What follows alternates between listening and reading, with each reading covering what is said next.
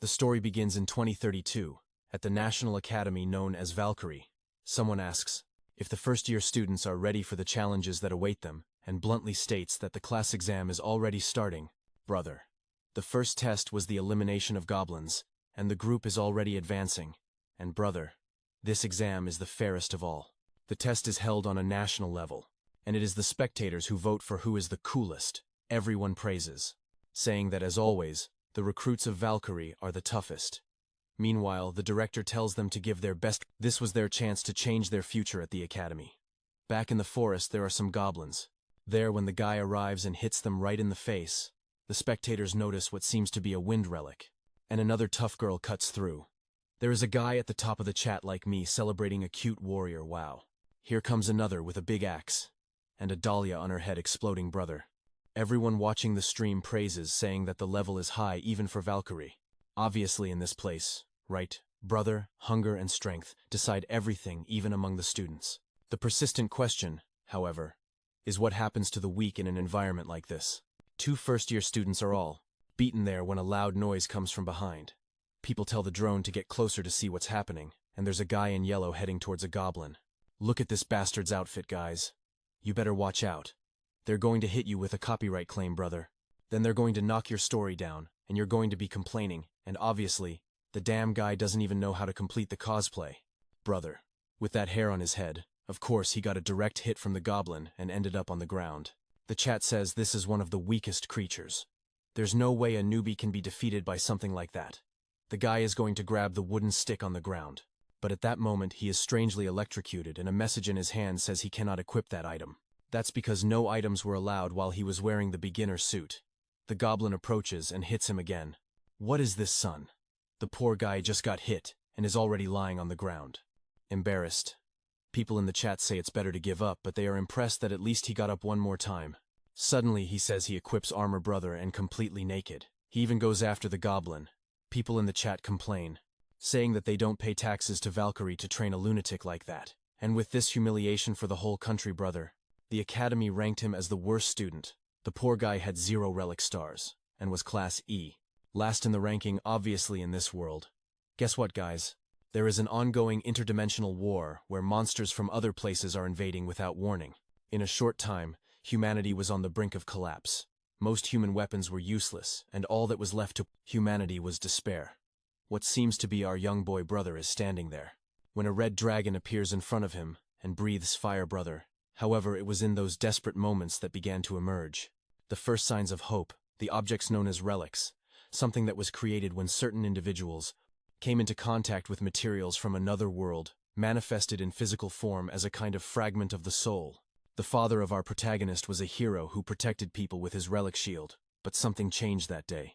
Receiving the dragon's flame, the father calls Hinata, tells him to take Shizuku and run. He had to become strong and protect everyone. Oh brother, this wasn't even cliché, was it, guys? At least our boy wasn't one of those who hesitated. Brother, to hell. The father grabbed his sister's little hand, and let's go, my girl. Let that fool die there. But from that day he decided to push himself and train tirelessly, as if his life depended on it. Yes, I mean, considering there are monsters in the world, it's good to become strong. Otherwise you really die, brother, life depends on it. He got all his motivation from his father's words, and it has been 6 months since he entered the strongest and most prestigious training academy. But he only recently discovered something. A guy named Kurimura, the redhead, asks Hinata if maybe it's time to give up, brother. Our boy is already dust on the ground, and the guy offers to pour a little milk on him. Yes, he poured a little milk there. Peculiar. No. Our boy gets up with his head looking like that of an actress from a series. A little spicier. Then the guy gives him a pat on the back and puts up a sign that says, "Here comes the hero." Our boy brother says nothing, son. Just walks down the hallway like a real idiot. But in front of him, oh look who's coming, son. The girl with thick thighs and blue hair, she gives him a glance and walks right by. Cold as ice, son. Isn't that the sister he saved, damn brat, just because you're all tough now? You're going to ignore my boy. His name is Shizuku Minaze, and they have been childhood friends for a long time. That's because on the same day he lost his father, she also lost someone since then. They have always supported each other, no matter what. But everything changed when he entered the academy. Brother, she became one of the most powerful students, with a powerful relic, and the Walmart Saitama obviously is considered a total failure who has nothing but that cartoon suit. To be honest, he's already half used to the judgmental looks from everyone, but when he opens the door, a shoe flies towards his head. Hey, Kurimura asks why he took so long just in case, while the nerd next to him asks him not to throw his shoe, so our boy looks to the side. Brother, there are only thick-thighed girls in this school. What is this, brother? Oh, for the love of God, we are in class E. Guys are just the weak ones without relics. I thought that guy Kurimura was tough, but he's also starving without talent. At least there are some cute girls in class. And our boy says that even the teachers don't care about this class. Right, brother. It's the trash of trash. Then Kurimura approaches and asks, where are you looking, brother? It would be nice not to ignore him when he's talking. He also activates his Walmart relic. We already know it's from rank E. And he punches our boy in the stomach. Obviously, the school rules prohibit using relics in the classroom, but no one cares in that class. Brother and the bastard still asks, if our boy keeps doing everything he does just to provoke him, he had to learn quickly to show respect and make sure not to make him angry. And Nada just wonders why he's not only in the worst class, but is the worst of the worst, and obviously that's why the last 6 months haven't been easy at all. Then the guy with glasses tells Kurimura to calm down, or he's going to end up crushing the yakisoba hot dogs that Hinata brought. Looking at the things on the floor, he says he forgot to thank him and steps on his ribs. The two girls in the corner say it's always like this, and they even start to feel sorry for the boy, the one with pink hair. Asks why Kurimura bothers Hinata so much, and the other replies that it's Hinata's fault that Kurimura is in the class. And apparently there was some kind of demonstration of power test among people, and Hinata ended up facing that guy, but didn't give up no matter what, which affected Kurimura's evaluation. The pink-haired girl is impressed, saying that at least when it comes to taking hits, he can take them. The other says she agrees, but still he shouldn't accept getting hit so much by Kurimura. That's not going to help him at all. The guy grabs him by the neck, lifts him up, and asks if he understands how pathetic he is. But then a strange system window appears, showing 9,990 out of 10,000. Hinata smiles, which obviously infuriates Kurimura even more, and he punches him in the face again. The window goes up to 9,991 out of 10,000. He keeps getting hit, and the points keep going up, then being attacked in the middle of the desks.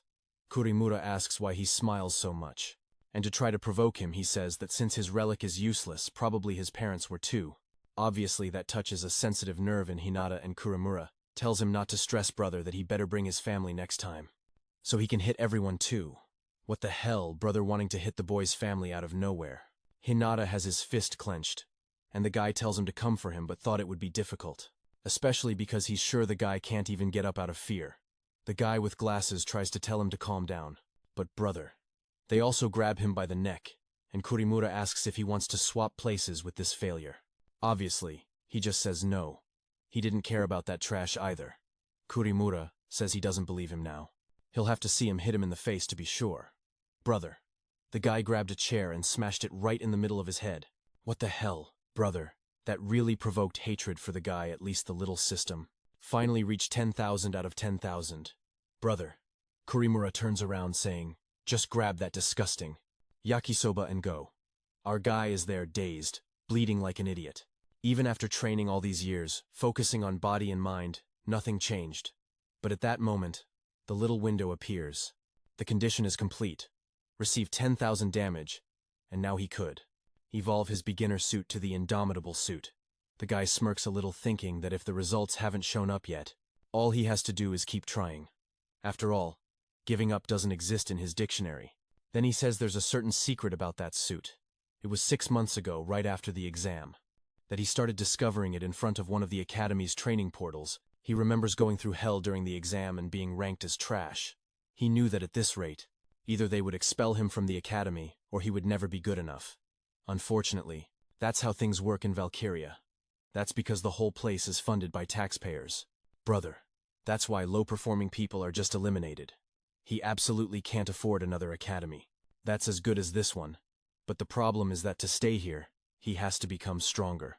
He clenches his fists, swearing that he will give his best and succeed, because he knows that relics can improve in a simpler way. For example, it's a sword relic. The shorter it is, the more its features evolve. The problem is that he doesn't know anything about the relic that suit uses. That tight suit must have some special ability, because if it doesn't, He doesn't even want to think about it, brother. He just has to focus on what he can do to change his life. But there he is again on the ground, fallen like an idiot, saying that now he's screwed because at this rate, he could end up dying right there. But he calms down and tells himself to remember that for a long time, an attack like that would have killed any human. One question he doesn't understand is why his relic doesn't have any weapon. Maybe he just has to hit the enemy with that damn suit. Another option was to take off the suit and grab a normal weapon. But then that wouldn't work either. It would make sense because he would suddenly lose the only relic he has, remember. That moment when he grabbed the weapon and got electrocuted. Just then, he runs towards the goblin that is about to attack. But brother manages to defend himself, even makes a jujitsu move and throws the stick to the ground, and the system says he cannot equip that item at that very moment. The shock activates and transmits to the goblin, who ends up electrocuted and falls dead on the spot. The bastard smiles, saying he finally killed the first one. The only problem is that it took him an eternity and he won't be able to use that trick again. Not to mention it was a huge effort, and all he got was a small mana stone. Suddenly, the object disappears from his hand out of nowhere before he can notice what happened. A message appears, saying that he absorbed a mana loss for the first time and that his indomitable spirit triggered a reaction in the suit. Besides that, he gained an expanded system screen, some added functions, and the enhancement condition changed to 0 out of 10,000. Obviously, he has no idea what's going on since then. He has been deliberately taking as much damage as possible to raise the number, and now there he is in the bedroom, saying that he finally did it. He received the 10,000 pain points required, and the suit was about to evolve. Brother, it must be cool to have a punching bag with gym weights right next to you. The moment you feel angry, you just have to hit him, and he wonders how to activate the effect of those 10,000. Right, how does the suit update? The system says he just has to shout upgrade, and instantly the evolution begins. A golden glow surrounds his body, and oh boy, he lost Saitama's suit. Now he really looks like a bee. This came straight out of the Bee movie. Wow, what an old movie. Looking in the mirror, he says it's a subtle change. However, it's the first time he's heard of a relic evolving through a quest like that. And he's excited to see what skills came with it. Suddenly, for the first time, he can see his own status window. And in the information, the relic shows this was an item that granted powerful protection. Besides the blessing of growth, he's not sure what that means, but at least it should be more durable. Looking at the clock, he sees that the portals must still be open. Maybe he should go there to test what this is capable of. In the moonlight, there's a still goblin when Shizuku passes and cuts it, but the humble Minetsu says that this damn place isn't even good for getting rewards anymore. And then they hear a step to the side and see the girl pass by. Brother, the blonde girl with a silly face asks what that was, and she replies that it was nothing. But immediately her friend notices and says she remembers. It's the funny guy who caused a disaster during the early days. Shizuku leaves, saying that guy should give up on the academy and dedicate himself to comedy. Her friend finds him strange. She asks why she's so angry. She says it's nothing, and tells them to get back to training quickly. But the brother walks away talking to herself, saying she thought she could count on him, but he just keeps disappointing her. Meanwhile, the blonde wonders why the girl hates that poor boy so much, since the copyright suit of our boy is unforgettable. She already wonders if it doesn't seem like he has changed, and now there he is again face to face with another goblin. Holy crap! The goblin comes with a thrust. Instead of dodging, he decides to try and blocks with both arms. True, brother. At least he gained confidence because it seems that suit didn't take any damage. He punches the goblin in the chin, but the boy's strength is still not great. True, brother. The monster simply grabs his head and slams the back against the ground. What the hell, little Kiko? And the monster is already beating him up. At least with that suit, he's not dying. Right, Mom? What a humiliation. Brother, life is tough for the boy. In just a few seconds, he's surrounded by goblins everywhere. He wonders when all those guys appeared, and immediately tries to escape but gets a direct hit to the back. Brother, wow. His vision is going black, and he's just pleading for someone to help him. Then he remembers someone told him to remember. He can't always protect others when everything starts to fall apart. He could only count on himself. And that's why he had to become stronger and become a hero who could be there for people when they needed it most. Brother got motivated, but then he received another hit to the neck. Wait, hold on. Our boy, brother, now grabs the monster's weapon. But as always, the system says he can't equip it. Damn, I thought it was going to be epic, but nothing happened. He just got electrocuted again for trying, and the monsters knocked him down. So now the desperate guy flees, wondering what he can do to get out of this. That's when the system says that the indomitable spirit triggered a reaction in his suit, and that he had acquired the ability Vengeance. There he goes motivated again. But I no longer place any faith in this boy. Every time he makes that face like he's going to do something, he just ends up getting hit like an idiot. Then the system says that to activate Vengeance, he had to shout the name of the ability. It stored all the damage he received and converted it into energy, which was released for 10 seconds. But unfortunately, it could only be used once a day. Damn it, brother. The cooldown time for that ability is really long. Seeing all the goblins running toward him, he's sure this is the perfect time to try it. He shouts Vengeance. The glove activates, he runs forward, and delivers a direct hit to the stomach of the first goblin brother, sending them flying like bowling pins, one hitting the other. Moves forward, charging. Hits another one on the chin, another on the chest, one in the face, crushing another against a tree. Brother finally killed something and collapsed exhausted. Realizes that now he has an ace up his sleeve for dangerous moments. The problem, obviously, is that he can only use it once every 24 hours, not to mention that farming with it would constantly put him at risk. So he can't keep putting himself in situations like that. Plus he still doesn't fully understand how that suit works. It's not like he gained more stats. Or if he became stronger, he just gained new skills. Then he sees the mana stone that fell from one of the goblins. Picks it up, and it's instantly absorbed, and immediately new functions are unlocked. Wow, what is this, brother? He gained a ton of skills out of nowhere. Gained agility, compatibility with Revo-type weapons, right? Stun weapons, sword, durability boost, seriously?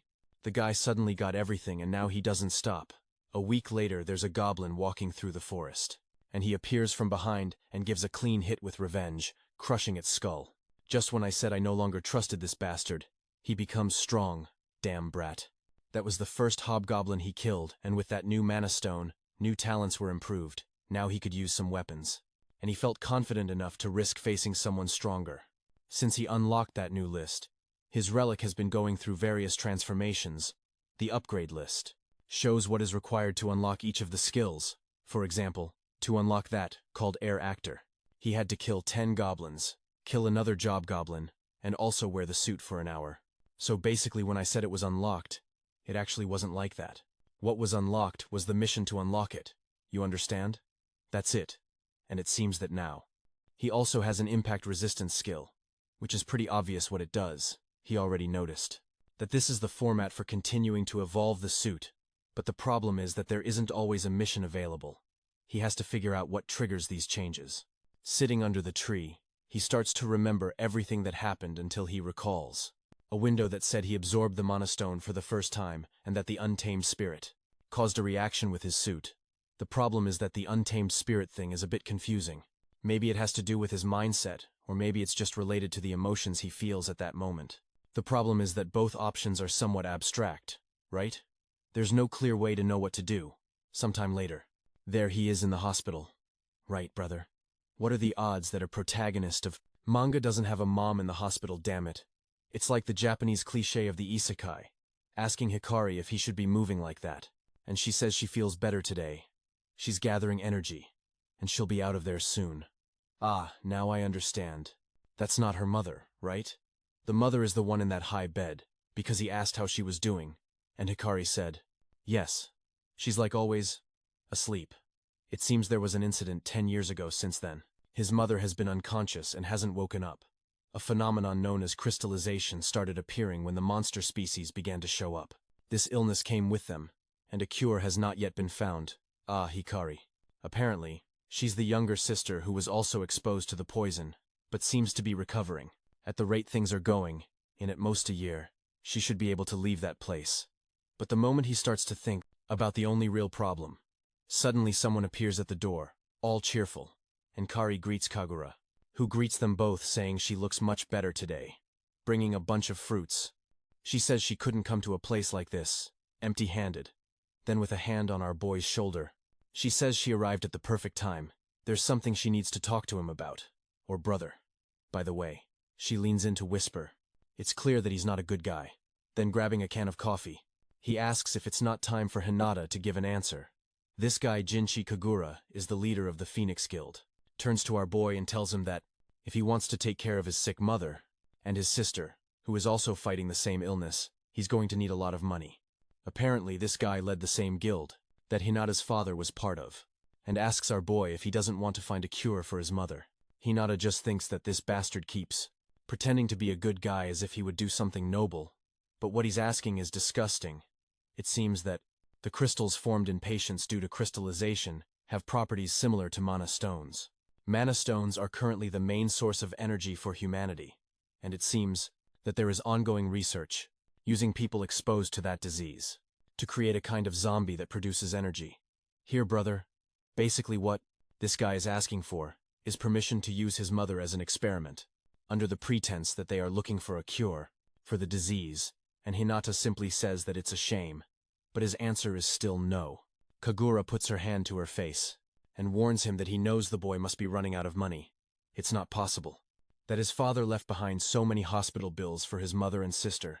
They are probably piling up. How is he going to take care of both at this rate? He tells Hinata to be honest. With the low-level relic he has, he will never be able to earn enough to cover his family's expenses. But Hinata simply responds that he doesn't care. The answer is going to remain the same. He will keep looking for a way to protect his family, no matter what, because that was the last promise he made to his father, and he warns him, once again, not to mention any of this to Hikari. Kagura says it's fine.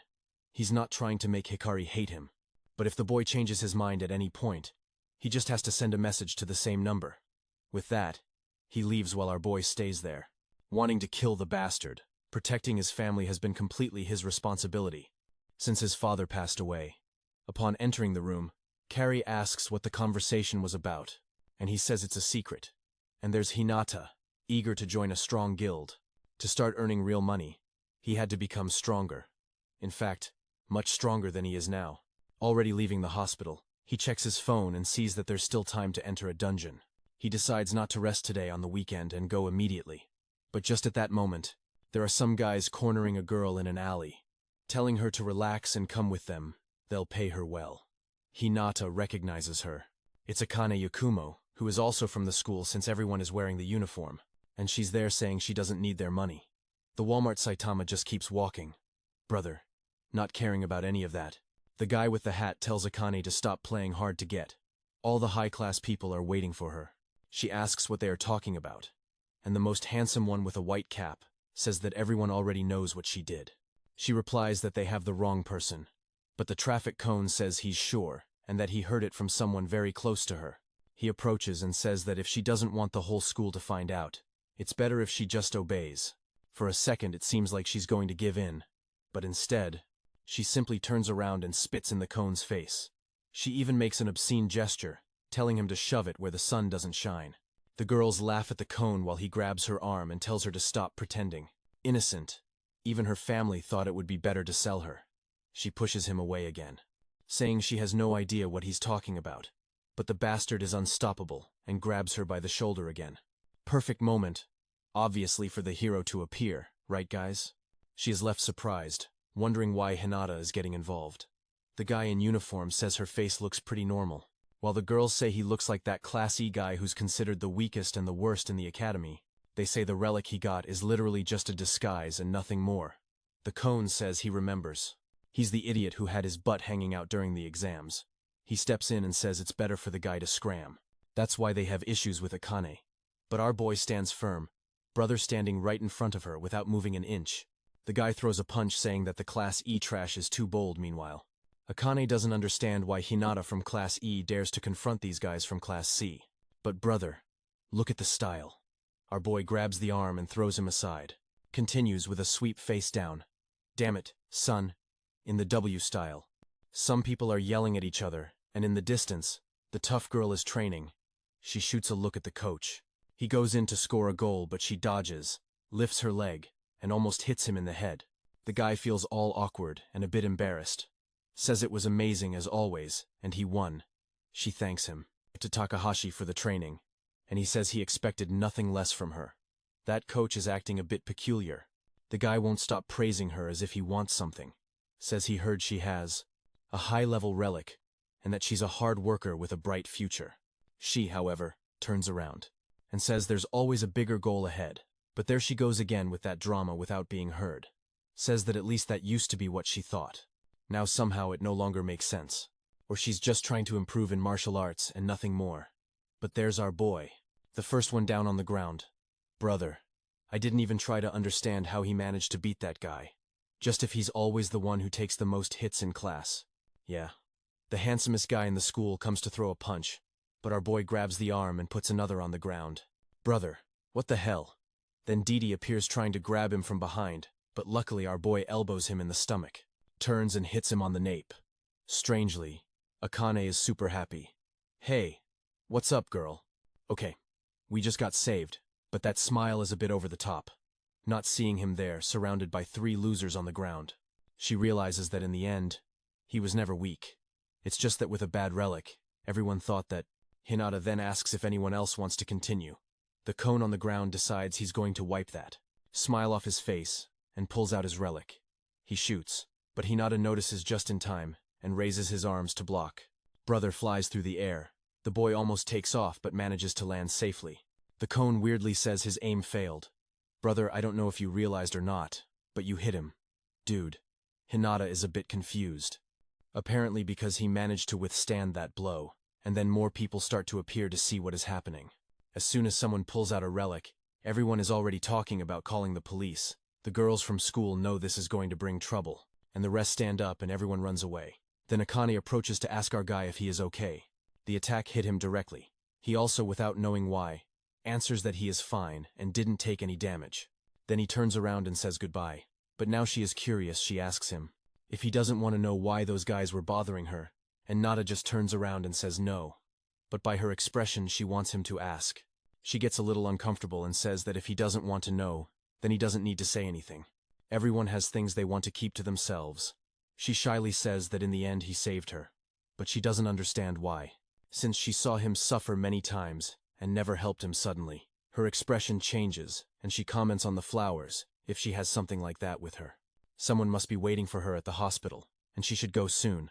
With that she leaves, leaving her all trembling, wondering how she could have thought for so long that he was a pathetic loser or disgusting trash. She always believed he was weak, because he never defended himself. But actually he is pretty cool now at the academy. A little later, look who is there, tapping him on the shoulder and calling him, asking how he is. He asks what's up, and she just says she wants to thank him for defending her yesterday. He really saved her. He says it was nothing special, and just when he is about to turn and go to the classroom, a shot echoes down the hallway, almost hitting him in the head, and he has to throw himself to the ground. Obviously it's the cone again, accompanied by the handsome guys, saying it's bad luck, they go to the same school. Then the red-haired goth girl wants to know what Hinata did to make these guys so angry. Akane tries to intervene, saying if they have a problem, they should solve it with her, but the cone just pushes her aside, saying that the problem today is with that guy. He tells Hinata that they only stopped before because the police might have shown up, but that here at the academy everything is allowed. Hinata just says they are, exactly like the people from his class, and then the cone punches him in the face, telling him not to compare before him to those losers from class. And our guy takes the hit, gets up and throws a kick. But Blisscrank's handbrother, the hottest guy at the university, says that as long as they are using their relics, Hinata has no chance. Wow, he just threw the Cuba there. Brother nailed the grip right on the foot, lifted the guy and left him hanging upside down. The cone even gets close to his face and says that Hinata can only blame himself. Since it was him who got into all this from now on, his life was going to be miserable until graduation day. But suddenly, bam! He gets hit in the back of the head. Brother Akane pulled out the Gatling gun and says that they're just a bunch of immature kids. Meanwhile, the gothic girl wonders what he's doing. It seems like he's lost his mind. The cone responds that now he really surprised him. Apparently she had a compressed bullet gun, which was cute, but he needed to understand that when it comes to shooting, they were in completely different leagues. Then he aims at Hinata's stomach and says he's going to show him how it's done. Brother, the shot hits him right in the stomach. He loses his grip and Hinata slides down the hallway. Akane asks if he's gone crazy, is he trying to kill the guy, but he tells her to relax. If he survived yesterday's shot, he's not going to die so easily today. But just at that moment, someone turns the corner. Brother, it's the other bastard who's harassing him, the miserable. Takayuki, and Nada is there falling, getting up, wondering what's going on. Why his attacks weren't hurting him. Just like yesterday, he feels no pain. It's as if the wind was just pushing him. Then he starts to wonder, what if it's not the suit that's strengthening? But him, apparently the stats he's gaining from the mission window aren't being applied to the relic, but to his own body. Hearing that Hinata is getting up The cone wonders if he held back too much with the boy, but then brother Hinata activates revenge. Charges forward with Blitzcrank's hand approaching, while thinking that now he's no longer just a useless boy who can't defend himself. The punch lands bam right in the center of Blitz's palm brother and bounces off the idiot who flies against a wall, exploding right next to the other bully. Now half confused by what just happened. The cone is confused. And that blow could have stopped even a charging rhinoceros brother, not to mention that he can't understand how the boy is at 100% after taking a direct hit to the stomach. Blitz tries to get up saying, "Brother, that really hurts," but suddenly the most handsome boy changes his tune and says that it actually didn't hurt at all. He's just impressed that the boy managed to deal some damage. Now the cone feels confident, thinking that Hinata is only still standing because the hit didn't connect well. And our boy realizes that he rushed. He should have waited to take more hits before using revenge. It's a complicated ability. Damn. What a cursed ability. Now he's standing there somewhat unsure, wondering how he's going to deal with this, since he has no more offensive skills. But enough of that. Brother. He's already back in a fighting stance, saying he's tired of being hit all the time when a teacher appears behind them, asking what's going on and reminding them that class hasn't even started yet. The cone says that our boy was lucky that guy showed up, but they'll settle this later. He will finally let out a sigh of relief, and the girl with red eyes just watches as Takayuki walks away, saying that for being a loser he sure attracts a lot of attention. For now, she will let the boy have some peace, unless he wants to start another fight. The glasses-wearing friend has already noticed that something is off with Hinata. He shouldn't be able to stop a relic like that. Not to mention it is completely intact, even after fighting someone from Class C. Sometime later it's lunchtime as a good nerdy loner with no friends. Our boy is in the bathroom, but focused on his stats. Now he is starting to understand how that cursed suit works. The most interesting thing is that the effects stay active even when he is not wearing it, to be honest. In a real fight within one more girl, it wouldn't make a difference, he would always have it on. Anyway, the real problem now was to increase his offensive power. He couldn't just rely on revenge, especially since it's once every 24 hours. But how to reach the next level is when Takayuki appears behind him and says that Hinata should have announced he was going to the bathroom. Wow, dude. What is this man? Are you trying to corner him, or what? He puts a hand on his shoulder and says he was impressed by the trick he pulled that morning. Obviously he does it now. He gives him a punch in the stomach. He says it's a shame. But his fun ends here. Hinata is just standing there. But if I had to bet, surely that didn't hurt him at all. And the glasses-wearing boy also noticed, dude. Our boy didn't groan or say a word. There's definitely something off with him. Takayuki realized the hit didn't work on Hinata. And it's useless to hit him if he doesn't have active revenge. He's thinking of settling this with fists anyway when Akane appears at the end of the hallway. Takayuki wants to know what she wants with him, and she replies that she's there to talk to Hinata. The guy finds it odd, because he saw her before wanting to protect him. Could it be that she's starting to get clingy with the boy Akane? Tells him to stop making things up and that she just needs to talk to him a bit. Also, what's the problem? Is he going to start a fight with a girl now that would be low even for trash like him? Wow, dude, now you're cornered. What are you going to do? Hit her? That would only make things worse for you with no other option. He leaves, telling his friend he wants to go. She asks him if he's okay and he says yes. Then she quickly adds that he should know she's not going to keep saving him from Takayuki. He'll have to deal with that guy on his own. She has nothing to do with him, so what was she doing there? Bothering him somewhat awkwardly, she says it's because it was his fault that those guys from Class C were after him. He, however, just says not to worry. He got into all that on his own without her asking for help. The girl is getting redder and redder right elsewhere in the academy. She tells him that her father fought on the battlefield against the monsters that invaded from another world. But when she was still young, her father was attacked by one of them. And since then, he has been in a coma. From that point on, everything fell apart. Her mother chose to get into the entertainment industry, behind closed doors. Brother. And the more she worked, the more she changed. Every day, there was a different man in the house. This led her to get involved with a strange cult, and eventually even Akane had to give her mother the money she earned. She still thanks her mother for raising her in the end, but because of that, she couldn't wait to enter this academy. Maybe the best option for her was to become a warrior like her father, fight on the front lines, earn money, and survive away from all of that. But just like our boy, she doesn't have an easy life. Since she is stuck in Class E, because of all that, once those guys found out about her mother's past, they came offering her money, thinking she would be willing to sell her body. She said no. They kept insisting, and in the middle of that, our boy Hinata appeared. He just wants to know why she is telling him all of this. Did he ask? Feeling all awkward. She says it's because he ended up involved in all of that, and she thinks it's fair that he knows exactly what he got into. Not to mention he doesn't seem like the type who would go around telling everyone. He gives her a little smile, and then she says that at least the guys from Class C disappeared and didn't bother him the whole recess. But she warns him to be careful because it seems those guys are going to keep insisting. He replies that the one who should be careful is her. After all, the ones really looking for her are them. She agrees, but says at least her relic isn't a yellow suit, and with that, she walks away saying he can call her Akane. The kid stays there with a little smile. Meanwhile, in the hallways, Takayuki is furious because just when things were getting good, that damn girl showed up. The glasses guy, as always, just sucking up to him, and agreeing with everything Takayuki says. He stands there with his fist clenched, saying that the next time he sees that kid, the lesson will be the best of all. He tells the guy to go find that kid, and tell him he's waiting for him in the bathroom. Takayuki and his obsession with catching Hinata in the bathroom. Brother, that guy is really strange. Then the glasses guy, whose name I still don't know, that damn guy is watching from outside and sees Kaori. Brother, that friend of Akane who is chatting with the cone, pretends to have noticed a fallen pencil case, and runs out, hiding behind a column and watches her talking with the guy. He wonders if she is confronting him to stop bothering Akane. But Kaori is saying that she didn't interrupt anything. She gave them the perfect opportunity, and they still messed it up. Akane tells him to let it go. She already apologized and should stop bothering her. Kaori says that's why that guy is going to keep bothering her. The cone says that besides the brat who barged in and ruined everything, Akane didn't even seem very interested in the offer. Kaori is surprised and asks why she declined, to which the cone says he wants to know too.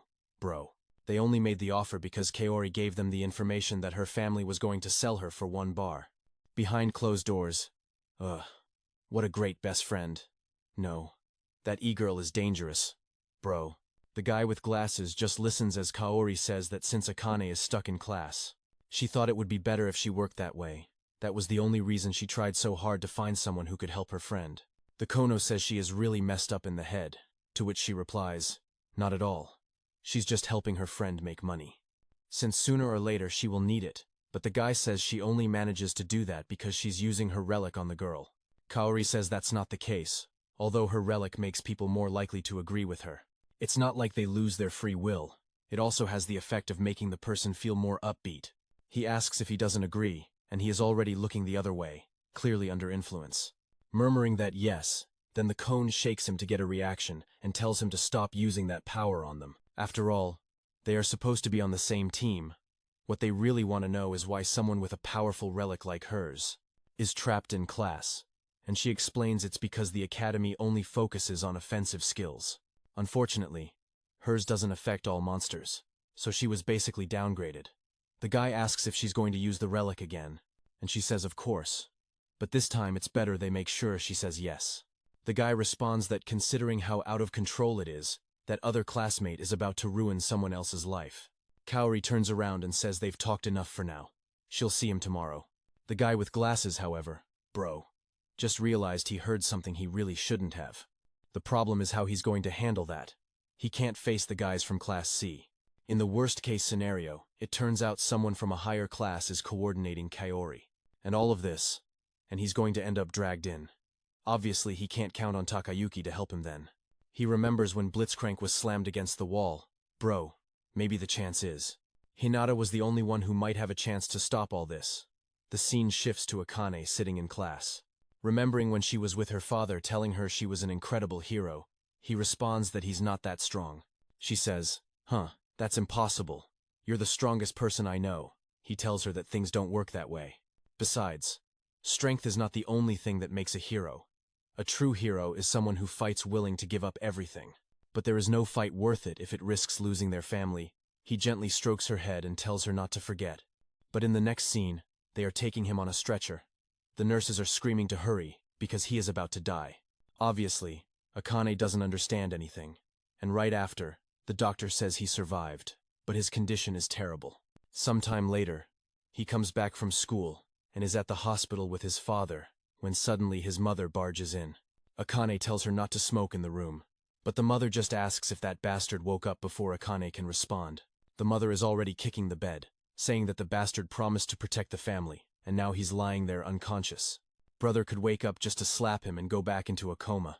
Akane tells her she can't say those things. But the mother insists it's true. Because of that damn coma, they were drowning in debt. Things couldn't go on like this. That's why she has already decided that as soon as Akane graduates, he will start working and leave the room. Meanwhile, Akane discovered that there is a way to save his father, a creature called the Radiant Basilisk. Apparently, the liver of that monster can cure almost any disease, but it's so rare that not even all the money in the world can buy one. The only way to get it is to be a hero, and kill the creature yourself. And for that, he knew that the only chance was to enter the Valkyrie Academy. But back to the present, looking in the mirror, he wonders what he is doing there. Barely. He can leave the class, and there is no way he stands a chance against that creature. Remembering Hinata, he wonders if he had pushed himself to the max. Maybe he could have been like him. Just when he leaves the room, Kaori is waiting for him with her big glowing orb already activated. Let's be honest, it's huge. How could anyone not notice it? And obviously, calling her friend for a little chat. Meanwhile, the glasses guy is looking for Hinata, wondering if he can really just talk to him and ask for help. He doesn't even understand why he's thinking about getting involved. This has nothing to do with him. Just when he's about to give up, Hinata shows up and asks if he wants something. Noticing that Takayuki isn't with him, he says that's weird. The glasses guy thinks this is his only chance to tell Hinata without getting too involved. The problem is, he doesn't have the courage. After all, everything he's done so far has only made Hinata's life more and more miserable. Now that I think about it, this guy even broke a chair on Hinata's head. Seriously, dude, you're not friend of the year. And then he turns around and says that if he has nothing to say, he's leaving. And the glasses guy just stands there in silence. Brother. But looking out the window, go to Kaori taking a cane just by looking into her eyes. It's obvious that she's under the effect of the relic. But so what if Kaori used it? That's not her problem. She turns around cursing and starts to run, and Nada just watches without saying anything. In a storage room of the academy, the Cone and his group are gathered. The blonde asks if what they were waiting for is finally going to happen today. The Cone replies, yes, definitely. Apparently Kaori brought the girl herself. The guy says perfect. Now it's guaranteed he always trusts Kaori. She's the reason he's been winning so much. Just then the door opens. Kaori enters holding her friend by the arm, saying that she's happy that Akane trusts her so much. Right in front of the guy she apologizes for taking so long. He asks why she used the relic. She said she wouldn't. Ori says that was the plan, but for some reason, Akane wasn't seeing things clearly, so she gave her a little help. The redhead gets up and asks Ishijima if that's really the girl. She's too young. She can't believe that she's really thinking about doing hers. And Shijima gets up and says she's cute, and even his type, but yes, very young. He says he's going to have fun with her and then pass her on to his friends, considering how pretty she is. He's sure everyone will love her. Haha, yes, there's Japanese history and this topic. What, brother? 1 + 1 is 2. Kaori whispers in Akane's ear that she's finally going to earn a bit of that money, that she's needed so much hypnotized. Akane responds that yes, she really needs to earn money for her dad. And Shijima says that no matter how many times he sees the effect that relic of Kaori always surprises him. Kaori, all unbalanced, says that her relic is not strong at all. It just gives the girl a little push. Then the blonde guy says that, setting aside the relics, Kaori should be more careful because someone followed her there. The glasses guy realizes he's screwed and regrets getting involved. He turns to run while he still can. But Kaori says it's just that idiot. Hagane. The blonde asks who he is. And she says he's just a useless weakling that they don't even need to worry about. Then Kaori tells him not to run. That by chance he doesn't want to join the group he's about to refuse, but it's too late, man. She throws the big purple sphere right at his face. And he's stunned. Instantly.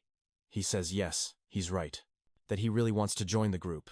And Shijima says they'll need some way to keep the guy quiet.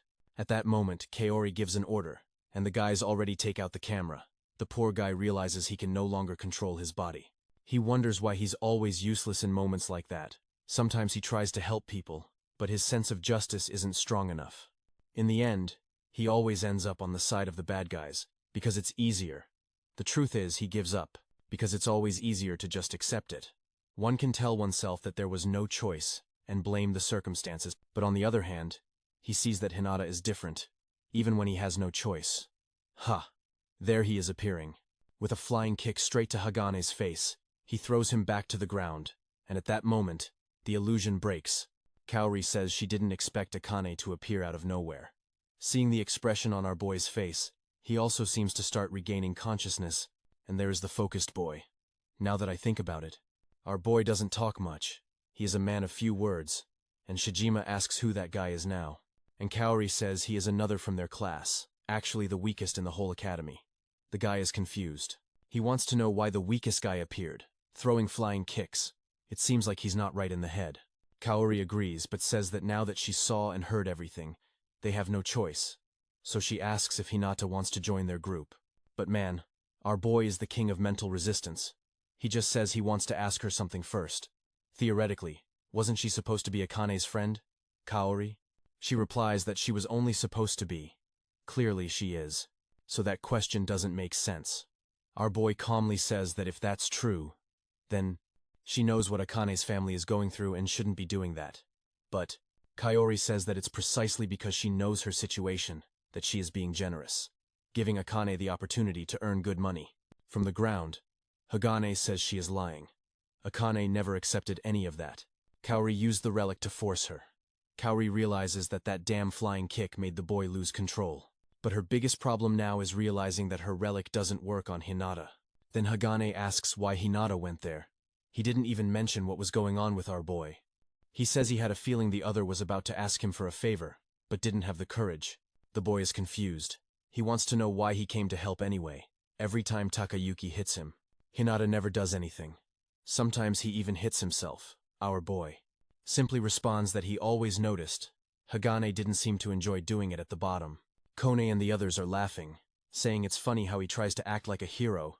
It seems he became brave after being saved from 2 beatings. But obviously the third time will be different. They shoot, saying his luck has run out. But man, Hinata simply raises his arm and deflects the shot upward. Kaori and Ishijima are just watching, while Kone stands there completely confused, not understanding how that happened again. There must be something wrong with his weapon because there's no way that boy blocked that. But Ishijima says he's an idiot if he thinks it was luck. Then he asks Kaori what the boy's relic is, and she replies that it's just a useless suit without special abilities. And Shima says that's not possible. There's no relic without powers. He must be hiding something. Kaori admits it makes sense. What she really wants to understand is why his relic isn't working. Even against older students and people much stronger than him, he eventually seemed affected. Obviously, man. It's because the suit has resistance against mental manipulation. Here comes Blitzcrank again, but Hinata takes a small step back. The most handsome guy in school wants to know how the hell the guy always dodges. Meanwhile, Hinata wonders why they are acting this way. The relics they received were not made to hurt people. They exist to protect humanity from invading creatures. To be honest, that's a fair argument. But the guy just bursts out laughing. The bastard. Hinata is a bit confused by the trio's laughter, and that's when he intervenes. Ishiguma asks if Hinata really doesn't understand how the world works. Only a small fraction of hunters manage to enter the important guilds or join the government. The truth is, most people who receive a relic can barely survive, much less make money and get a relic in the first place. It's not even that easy. So obviously, whoever gets one should use it to get the most out of it by activating their own relic. Hinata says that still, they can't just destroy other people's futures. Is it really okay to ruin someone's dream just to earn a few bucks? Obviously. The bastard replies that that's exactly what seems fine to him. He doesn't care who he hurts as long as it's not him. Many people would take advantage of someone weak like her if they had the chance. For guys like them, betraying friends isn't even wrong. It's just the smart choice in the end. There's no guarantee that any guild would want someone like Kane or anyone else. Letting her kill herself working for an impossible dream was just feeding her a lie. Finally, Hinata gets fed up with hearing that speech and charges at Blitzcrank. He first lands a clean hit, but Hinata's punch pushes him back, and Shima admits that his punch was quite strong, but he's going to need more than that. It's because he's so weak that guys like them make him a target. Our boy starts to unleash a yo-yo style combo. Remembering the unfortunate guy who showed up at the hospital, he wonders why. People like that always torment the weak and are never satisfied. He knows many others are in the same situation. Him, Akane. But why do these guys think being stronger gives them the right to use others? Then he throws one last punch, and at that moment, the rage he's feeling activates a reaction in the suit, initiating a forced upgrade. Man. His fist shines in red, and Blitzcrank flies out, crashing against the wall. Everyone is shocked, and Hinata asks if they really think being stronger gives them the right to do whatever they want. But it's okay. He is going to make sure they regret thinking that. With that, the relic of anger activates, giving him much more strength than usual. The boy has turned into a total Deadpool, saying that now they will learn why they were wrong. From the back, Hagane already noticed that the boy's suit looks different. Meanwhile, Ishijima is looking at Kaori, wondering what's up with the boy's relic and why he suddenly seems so strong. Just from Hinata's expression, he can tell that something has changed. And man, a second later, our boy is already charging to punch, but that bastard Ishijima manages to dodge. Although just the wind from the punch cuts his face, he kicks Hinata and Kaori asks him if he's okay. The villain wants to know why this boy, who should be scared, is just getting stronger. And it doesn't make sense for someone like him to be in Class E, and suddenly he crouches down, picks up a bottle, and says he's going to break that confidence. He pours water on his fist, saying he may not be in the academy anymore. But when he was in Class B, and obviously, the gap in natural talent between them was huge. The guy gives a whole speech, just to launch a triple saliva attack, and our boy blocks it like it's nothing. Ishijima says that normally, that alone would have broken someone's arm from Class E. Not to mention the boy has really fast moves. Much better than a few moments ago. It's funny how Ishijima mentally praises him, and then says that the speed he gained won't change anything. He still lacks a lot of combat experience. Then the triple saliva that was on his back comes out of the ground and catches our boy. And Ishijima says he should have considered that he was fighting against someone with trap skills. Our boy is receiving attacks from everywhere. And the guy spits blood. The guy wants to act like the most stylish bully, but he keeps pouring water on his arm with the bottle, which is the most ridiculous. Still, he keeps saying that his relic is perfect for one-on-one combat. Too bad the boy ran into the wrong opponent. He sends the saliva too straight to our boy's face, but something redirects the attack, and Ishijima looks to the side and sees who's awake. Manakane had received a hit to the face, and now she's back to help our boy. I thought it was Hagane who had slapped him, but she woke up first and slapped him. Now I'm confused. Kaori realizes that for some reason, her ability is no longer working. She decides to use the purple sphere, but the shot flies out of her hand. Akane sadly asks why Kaori acted that way. With her little villain face, Kaori replies that it's obvious. She couldn't pass up easy money. Kane clearly does not like the answer. Kaori asks what's up with that face. It was just worthless trash. She should be grateful for the chance to earn some money. Kane just stands there without saying anything. With her hands shaking over the weapon, the girl gets shot and flies backward. Oh, girl reacts. The boy hit her tired of Connie, who says that the kids from Class E have become too bold. There's our boy still trapped, and Akane who held on for 10 seconds standing, and Shijima says the fun is over. He tells our boy to relax and accept the brainwashing. Luckily, Kaori was there that ensured everything would be fine. But Akane starts to get up, she says. She hates to admit it, but yes, she really was weak at that moment. And she had absolutely no way to pay for her father's treatment, but still. She was going to keep trying and giving her best. She stands up, shoots, and instantly the man breaks Ishijima's trap, crying. He asks our boy to take care of it. This time, the classic cliché, our boy walks like a champ, saying to leave it in his hands. But Ishijima says he's not very smart, since he could use his ability again and trap him, man. But at that moment Hinata activates revenge. The guy is surprised, and our boy says he's fed up with all of this. Ishigami's attacks crumble, and he realizes that our boy had stopped the movement of his arm. He immediately knows something is wrong, and as if pouring water on his arm wasn't already embarrassing enough, he even trips over the bottle. There's our boy face to face saying he's going to show the power of the weak from Class E man, and he lands a direct hit to the skull when Ruri realizes it's over. Ishijima's nose is red. He's getting beaten up when suddenly someone from the back calls him by his name. Oh girl, let him get hit for 15 more minutes at least. And the brave Connie still tries to attack from behind, but once again, our boy simply raises his arm and redirects that tired blow of his. Now he finally realizes it wasn't luck. And Natal grabs him by the collar of his shirt and tells him not to mess with them again. He had no time to waste, with trash like them all twisted. Cone just says he understood man with that. He lets him go to the ground, and our boy walks away. Passes by Kaori without saying a word, and she trembles, which was definitely a mistake. She should have had both legs broken, and been buried there, right man? But well, Akane is there on the side, remembering that her father used to say that heroes always stay true to their convictions. And now she gives our boy a little tap on the hand, thinking that he is one for real. Meanwhile, apparently there's a girl from school watching everything. Right? The place is pretty neat. The blonde asks over the phone what they are going to do. The result of that was quite unexpected, and she was talking directly with the director, who is watching everything at that very moment. What a disaster. He responds that people who break the rules at that level do not deserve any place in the academy. This was supposed to be resolved like they always do. Good thing our boy didn't break the girl's legs or bury her, or he would have lost his enrollment. The director looks all cheerful. It seems they already knew something was going to happen. They just didn't expect the big surprise to be our boy. Is excited about the upcoming re-evaluation exam. Sometime later, there's a small crowd. Looking at the school bulletin boards, there is the message announcing the expulsion of Kaori and the 3 losers. Akane asks if he told anyone, and he says no, that he just went on with his life, but it seems the school found out. Akane says it was definitely someone who was there since no one else knew about Kaori right at that moment. Our boy notices Yuki coming down the hallway wanting to know what all the fuss is about. Kagane says she doesn't know either, and the boy turns around and says he's going to the cafeteria, telling them to join him. And Nada says that if Akane wanted, she could talk to them. Akane agrees, but says that when she thanked him yesterday, he just said he did nothing, and that she didn't have to talk to him that she turned around and left without saying anything else. Hinata turns around saying she understood.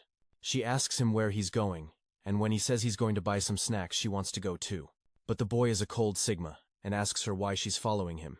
She jumps and screams, wanting to know why not. They would just eat together. Neither of them had anyone else to spend time with, so obviously they would stay together. Oh, how romantic you are, girl. There they are sitting on the bench, and it seems he told her about the relic. Because she is asking what is this about evolving and gaining new skills. It sounds like my man sunk Jinwoo's power, right? In a world where no one can evolve, he is the only one who can. Oh, that's going to be the title of the video. Come on, what it says here doesn't make much sense. He probably already had the skills. It's just that he hadn't registered them, but he insists it's not like that. Yesterday, after that fight with the suit, his enhancement list was updated, and this time all the skills seem to be related to aggression and strength. Clearly that shows that the rage suit is focused on offensive skills, and now it's confirmed. The suits have some kind of emotional release mechanic which excites him. There is still plenty of room for him to get stronger. Then Akane puts down her food, stands up, and says she wants to start training with him. She's sure she won't become as strong or fast as him, but at least wants to start defending herself from those guys. Hinata all sweet. He says he knows she has been trying hard. She is a bit confused, but he says he noticed it. That moment when she equipped her own relic and was ambushed, but still got back up, which proves she has been training. She turns all red, nervous, and says it doesn't matter. She has to try even harder, extends her hand, and says it's a promise. They will start working together to get stronger. He smiles and says it's fine, man. But the moment he extends his hand, look who's up there. I had already forgotten about you, Blue Thighs. She's up there, wondering why these weaklings have nothing better to do than just sit around. Then she turns to the blonde person next to her and asks if she has thought about the offer. She thinks she would be the perfect addition to the reassessment team. However, the blonde calmly replies that this time she will pass. Shizuku then turns and says it's fine, but if she changes her mind, to let her know. There is still plenty of time until the date. Ah, man.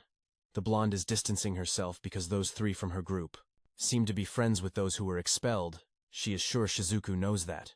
So why is she still willing to be around those people? A look outside shows our boy having fun with his waifu while thinking that Shizuku is getting into unnecessary danger. Next scene or training hour, man. Look at Hagen joining the group. That over there is Professor Gonzo Takashima, who says it's useless to rely solely on the relic. They also need powerful bodies. Class E may be behind all the others, but they still had a chance to change things with effort. Everyone practicing face kicks, and our boy is excited to see the progress, and someone who is enjoying watching their performance. It's Takayuki on the side in the classroom. The professor says the reassessment exam is approaching. He says he has to be honest. If they don't get a good result in this first one, the chance to change classes later is extremely low. But even if they have weak relics, it's good not to get discouraged. The exam criteria go far beyond just the relic's abilities. Things like performance, situational judgment, and combat skill will be taken into account. In addition to that, teamwork seems to be the main focus. Immediately, Takayuki didn't like that, and he wants to know how the groups will be formed. The professor explains that each group will have 2 to 5 people, and they will form the groups themselves with whoever they choose. In addition to that, they can also be people from other classes, At that moment, Takayuki angrily says he must be joking. Who would want to team up with people from Class E? The professor says that the test starts right there, in their ability to recruit other people, and show the value they have. That's why the academy exists, to train students to become important members of the best guilds, and in guilds, obviously teamwork is essential, so it's a skill they will have to develop, whether they want to or not. If they don't want to stay in Class E, then they better work hard. Find a good group and get a good evaluation. Takayuki, however, is just standing there, annoyed, thinking that since he entered this damn class, things have never gone well, and looking at our boy, he knows he's trapped in this place because of that bastard after class. Obviously, Akane is already asking what they are going to do. He asks what she is talking about, and she says they need to find more people for the team. Besides the two of them, clearly she already included herself, right? But the happiness ends when Takayuki shows up and calls him, asking if he really thinks he has any chance who in the academy would team up with the weakest person in this place. Akane and the two are there, not paying much attention. Suddenly, the guy grabs him by the neck and says that lately he has been thinking too highly of himself. It's about time he became a useful person and went to get him lunch. But man, Hinata isn't really into that and tells him to go get it himself. The guy tells him to repeat that. Then he turns to Akane and asks if she is really going to side with that guy. Just because Kaori was expelled from school, she responds that yes, and wants to know what the problem is besides. She's sure he would be a much more useful teammate than Takayuki. The guy is furious, and she asks if Hagane doesn't agree with her back in the room. Takayuki is kicking the table, dying of rage and wondering if that bastard really thinks he's better than him. Hagane tells him to calm down, and he takes a deep breath, calls his friend who asks him, "What's up, buddy?" In quotes, "No." Comments on some of the students who got injured and even died during the re-evaluations. Kagane asks why he is bringing that up, and Takayuki tells him to remember that the fights happened in more moras of rank D, that are prepared to resemble a real fight, and in conditions like those accidents were inevitable. Of course, he however knows that sometimes some of those accidents are deliberately caused. Hagen is still a bit confused, and the bastard says maybe something like that will happen this year too. In the next scene, we see a chubby boy on the computer chatting with some people online and telling them all to remember that the re-evaluation of Valkyrie would be the following week. The guy in the suit wonders if that weirdo still hasn't given up. People want to know who he is talking about, and obviously he is talking about the one who stripped while wearing the Saitama suit, the girl. Giraffe says she heard he is still in school. It seems everyone is paying attention to who comes in and out of the university, brother, because they want to bet on who will get the highest score in the re-evaluation as expected. Shizuko with the chubby girl, very upset, are at the top of the betting rankings along with Sachi Shirohane. That little blonde, these two in general, are expected to stay at the top, and of course, very low at the base of the pyramid is our dear Hinata, with a multiplier of 137 to 1. And speaking of the rascal, he is there in the woods training, and suddenly a big bear appears, and he simply turns around and gives it a good kick in the chin. Poor thing is already foaming at the mouth and doesn't even notice it. Just by wearing that suit he became stronger. Instantly, the problem is that this little red one here drains a crazy amount of energy, and his vitality keeps going down when the energy reaches 0. His life starts to drain by the second, as long as he wears the suit. The good part is that it is related to the stats. So if he becomes stronger, eventually he will be able to use it for longer at that moment. Akane calls him, and he says he is running late. The poor girl responds that the recovery classes lasted longer than she expected. She can't understand why in this hero academy she still has to keep suffering with this damn story. And geography, he says. He understands, but that in the end, they are still in high school then. She asks if he never took a recovery class, and he says no. She wants to know how is that possible, and he is there with an uncomfortable face. Ah, brother, he is already remembering that he learned everything with the damn Shizuko. From the beginning, the damn one had already said that his physical strength would not be enough. So he says he always studies a little before sleeping, and that's it. She praises him and immediately pulls out her weapon, saying it's time for them to start evolving. Especially since the re-evaluation was already approaching. However, in the middle of this little conversation, someone with a cane comes out from behind a tree, and Nada already picks her up and leaves the place, which then explodes. He asks who the crazy one is, and look who showed up, brother. The little blonde that we already know is going to team up with our boy, saying that now she is sure. Hinata has really changed a lot. The one she knew wouldn't have detected an attack. Like that, our boy is a misinformed bastard. He doesn't know that this girl is number 1 in the ranking, and asks who the crazy one is. Akane says it's that girl, Saki Shirohane, and the poor girl is there a bit sad, right, because her fame is not going anywhere. but her friend says she was one of the strongest in Class A, and people say she is the only person in this school who can face Shizuko Inaze on equal terms. As soon as he hears the name Shizuko, the boy's eyes widen, and then Akane says she is there because Shizuko has not been acting like herself lately, and now she hopes it won't bother her, but she wants to see what she is capable of. Pretending she already went to attack with a spear. I thought the girl was a mage. Brother, what is this? Evil couple. Our boy, however, grabbed the spear with both hands and threw the girl far away. Damn it.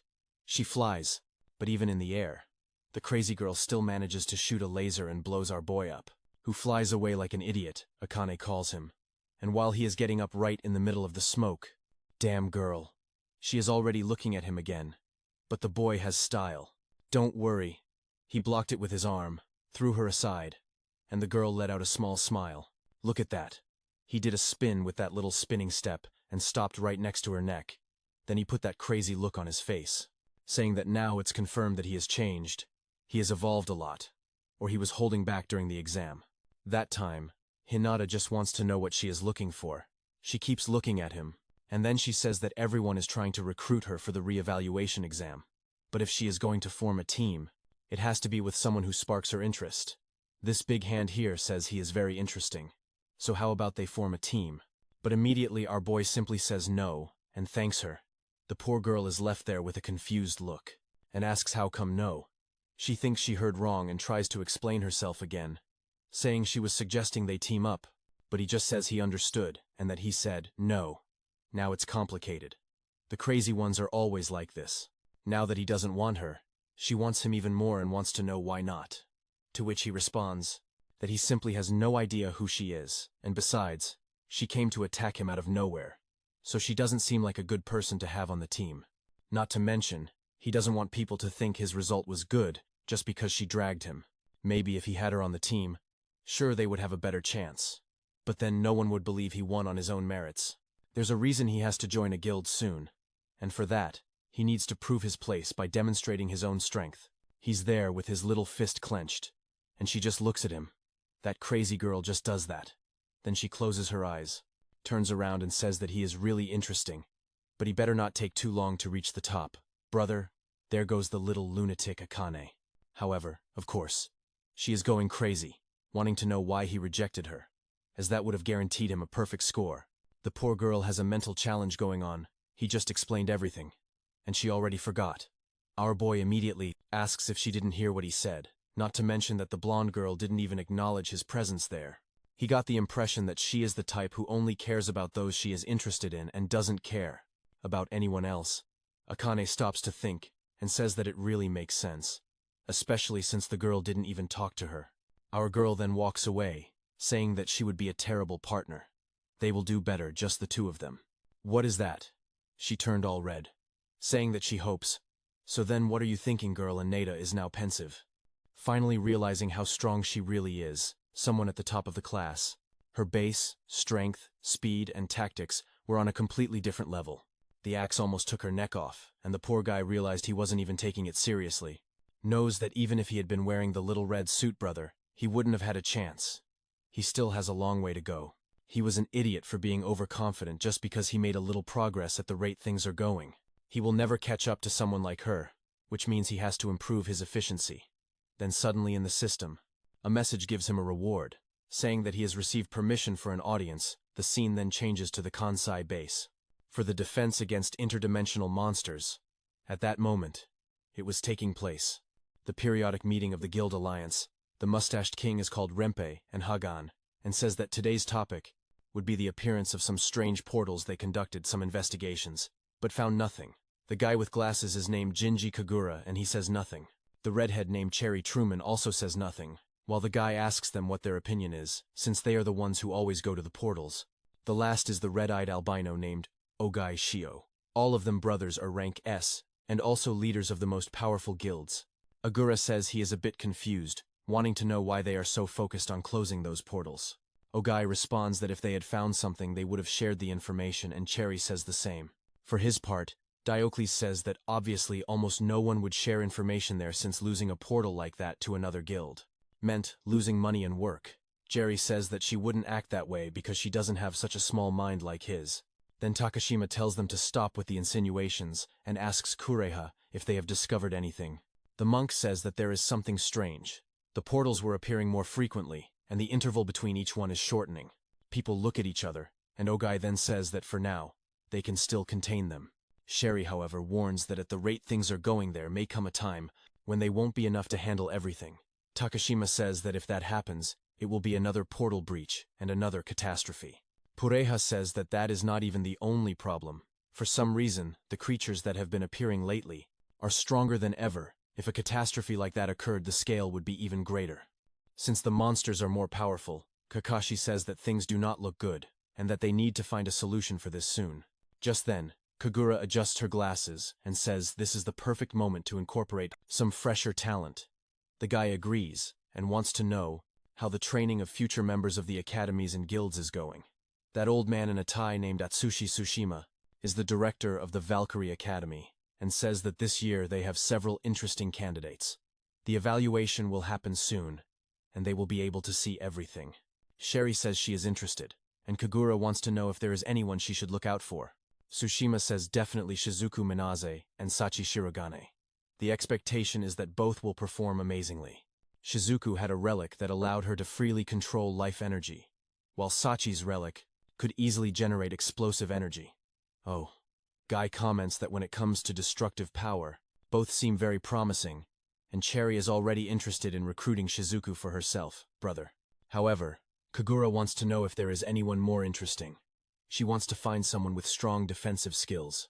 Tsushima asks why, and he says that in his guild, they are in need of someone like that. The problem is that it's difficult to find a candidate of that kind. But then he smiles and says that the son of the person who held that position studies at this academy, a guy named Hinata Asahi, and wants to know if he is still there. Cherry says that name sounds familiar, and Kureha comments that if she is not mistaken, he is the one who stripped during the exams. Tsushima says yes, he is still at the academy, and then Kagura comments that she doesn't understand. She heard the guy has a relic, without any ability. Why doesn't he give up instead of insisting and suffering like this? Tsushima, however, just says that maybe he is wrong. Maybe Hinata is someone who will surprise everyone. With that, we arrive at the day of the re-evaluation. The reporter is introducing everyone, saying that the energy there is incredible. This year's exam would take place directly at the Valkyrie Academy, and everyone would enter through a D-rank portal that appeared unexpectedly. Sherry is up high observing everything, saying that as always, there is a lot of movement. It was even strange to see how everyone was so calm considering this was an exam from which numerous students would come out injured or even dead. The director responds that he believes this is one of the few forms of distraction nowadays and thanks his guild for offering to take care of the security of the place. Sherry says it was no big deal, and from afar, she can already see the girl with blue hair and thick thighs, brother, saying that she looks pretty strong, just like the guy next to her. Since Sherry has been a guild leader for a long time, she can quickly see someone's potential. She looks to one side and sees the blonde guy with the crazy bear girl. Then she sees the glutton, and right in the middle of all that is our exhausted boy. Right, brother? The scene then changes to the D-rank portal, known as the distorted garden inside. There is a girl holding a sword, completely trembling. Because, well, look at the size of that damn goblin brother holding a student in each hand. These D-rank things nowadays are tough, huh? In my days, D-rank was goblins and rabbits, and barely that she screams desperately about to be crushed, but someone runs in and cuts it down in one swipe. When she opens her eyes, the guys tell her that it's a shame, but her team's exam ends there. Now she can go with them, who will escort her to the exit on the screen. Everyone is watching excitedly, saying that the battles are thrilling. Besides that, it was impressive how the security personnel were ranked S and could easily eliminate those monsters. The rules of this challenge were pretty simple. As soon as you enter the portal, you have to start earning points. The easiest way was to enter the portal, kill the creatures, and collect mana stones. It was also possible to earn points by searching for items, resources, minerals, herbs, and all that. That was the only way that students who didn't have many combat skills could pass. Besides that, teamwork was also evaluated. The guy took the goblin's attack with his shield and his twin brother, immediately followed with an arrow shot. The total time would be 60 minutes, and the presenter wants to know who they think will shine. This year, while all that is happening, there is our boy and Akane on the sidelines, brother. She says she doesn't know why, but she feels a bit discouraged. Our boy asks why, and she says it's weird they are about to go in there to risk their lives against those creatures to be evaluated. But for everyone outside, this is just a reality show, or something. She pulls out her popsicle and asks if that doesn't make him angry in some way. Before Hinata can respond, Takayuki appears, saying that he must be enjoying it, since he is now the center of attention. The guys ask what he means by that, to which Takayuki says he needs to stop being an idiot. Everyone is talking about his online re-evaluation. They are eager and dying to see how the aspiring hero is going to embarrass himself. This time Hinata doesn't care much about the provocation brother, he just throws him a glance. Akane asks if he came all the way there just to say something like that, and the bastard replies that he was just walking and ended up seeing the two of them. He gives a pat on the back and tells him to relax. It was an important day for everyone there, so they had to maintain a friendly atmosphere while he is bothering. Our boy glances over and notices Hagen on the sidelines looking discouraged at that moment. The presenter calls everyone's attention and says that the second exam is about to begin. It's their turn now, and Takayuki says it's time for him to shine. He waves goodbye to our boy, saying he will see him there. Akane seems to hesitate for a second, thinking about saying something but just closes her eyes and runs out. Akane finds it strange, wondering what that guy is thinking. Our boy says nothing, and with that we are already on stage. A guy in front of the portal asks if they are ready once the exam begins. It will be a life or death situation. In case of emergencies they could activate that device, and the guild and the rescuers would come to the rescue, and with that they can start. Brother, everyone is already inside the portal. Rushing into the chat, everyone is excited about the dangerous blonde right brother. Wondering what he is going to do, everyone is eager to see how much they have improved since their admission. It is then that they see the yellow suit. Right brother. Obviously, everyone recognizes it immediately, but some notice that the suit looked a bit different. The copyright got left behind. Poor Akane. Everyone is sure that she must be a rarity for agreeing to team up with a guy like that. Our boy, however, looks to the side and is already face to face with an ogre. Everyone in the chat is sure it's already over for the two. The monster lets out a roar, comes in with a punch, hits the ground, but when the smoke clears like a punch to the stomach, brother. Our boy had already put on the red suit. Brother. Meanwhile, the bastard Kagura is watching with an uninterested face, and I've had enough of him. Oh, but when he saw the boy's trick, he was impressed, right? Brother. It seems everyone outside fell a bit silent. Meanwhile, the damn girl with blue hair and thick thighs is there, making faces while watching. Sherry comments that it's the first time she sees someone with a relic that can change shape like sushi. However, she notices that she doesn't seem very surprised, to which she responds that everyone called him a weak and useless kid and laughed at him for insisting despite having no talent. But she knows Tsushima, and knows that he is cruel to those who really have no talent or willpower. If he had no potential, he wouldn't even be in Class E. That's why after Tsushima's comment at the meeting, she already expected him to have something special to show. No student who had not been expelled from the academy would be useless. With that, the ogre falls backward, and brother our boy concentrated all his strength in his fist, turned all red, got up, ran, and bam. Another direct hit to the chin. Meanwhile, Akane is shooting her wind bullets right, although that damn thing hasn't done a single point of damage in the whole series so far. At least it distracts. Calls our boy, who comes flying from the moon, brother. Now he crushed its head with that.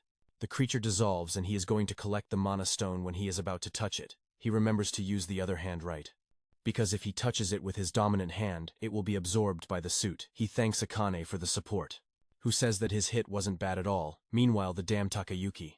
She is spying from behind the trees, boiling with rage. Akane is already saying they had a very good start, and that she has a good feeling about this. Our boy realizes that the Fist of Rage is better than he thought. All he has to do is concentrate all the power of the suit in one part and hit with all his strength.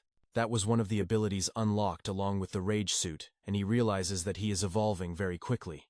Considering he still can't use that thing for long at that moment, Akane tells him to look behind. A 30 meters mosquito is coming.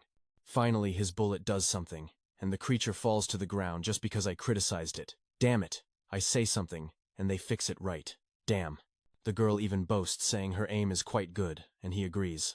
Already recalling that on the days he comes to train brother, she has also been practicing a lot.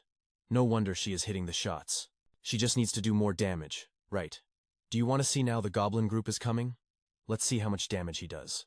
He runs forward and she shoots the first shots. Ah damn, just because I said it again. She took down 2 goblins, damn girl, at least. Our boy is the one who will have to take care of the last brother, Fist of Rage, and he crushed the guy's head with the club. What the hell, brother? I slam him against the ground. our boy walks calmly, picks up the crystal, and is sure that just with those two, it is enough to at least not fail the exam. Akane is excited, and he says that at this rate, maybe they'll do better than he expected. The academy will have no choice but to improve their evaluation. Meanwhile, Takayuki arrives at the group, and Hagane asks what's wrong. But he is boiling with rage. He starts cursing our boy with every possible name while hitting the tree. Brother wants to understand how that bastard, who was nothing but trash, managed to defeat an ogre. He is sure it's because of that damn Akane supporting him, or he's not even sure about that. The guy is suffering just there. Brother Takayuki is angry, because he believes Hinata was always holding back, just so he wouldn't have to defeat him, which in his eyes means our boy is the most arrogant of all. So he says they will return to the original plan. Hagane doubts, but is immediately grabbed by the neck, and Takayuki asks if he has a problem with that. Of course, the idiot just says no. He steps back and grabs his weapon, half doubting. So far, I still don't know what Hagane is doing, but he covers his weapon with some liquid. Takayuki's original plan was to lure that goblin towards Hinata to eliminate it immediately. But that didn't work, and obviously now that they won, he had no choice but to move on to the second part. All he is going to do is lure the boss of that area directly towards the two. Now a little context about Hagane watching television with a dream, just like Midoriya wanting to be a hero like the cool ones on TV. The problem is, brother, that he is not the protagonist of this story, and his dreams were shattered before they even started. What he got was a relic called the Theft Factor, an item that allowed him to extract the essence of living organisms, which gave him the ability to create quite unique potions. The problem is that on his own he was completely useless. That relic was not made for attacking, and that's why he ended up in the legendary class E, to avoid being bothered and maybe rank up. He started teaming up with people who had strong offensive abilities. At least that was the excuse he used to avoid getting hit.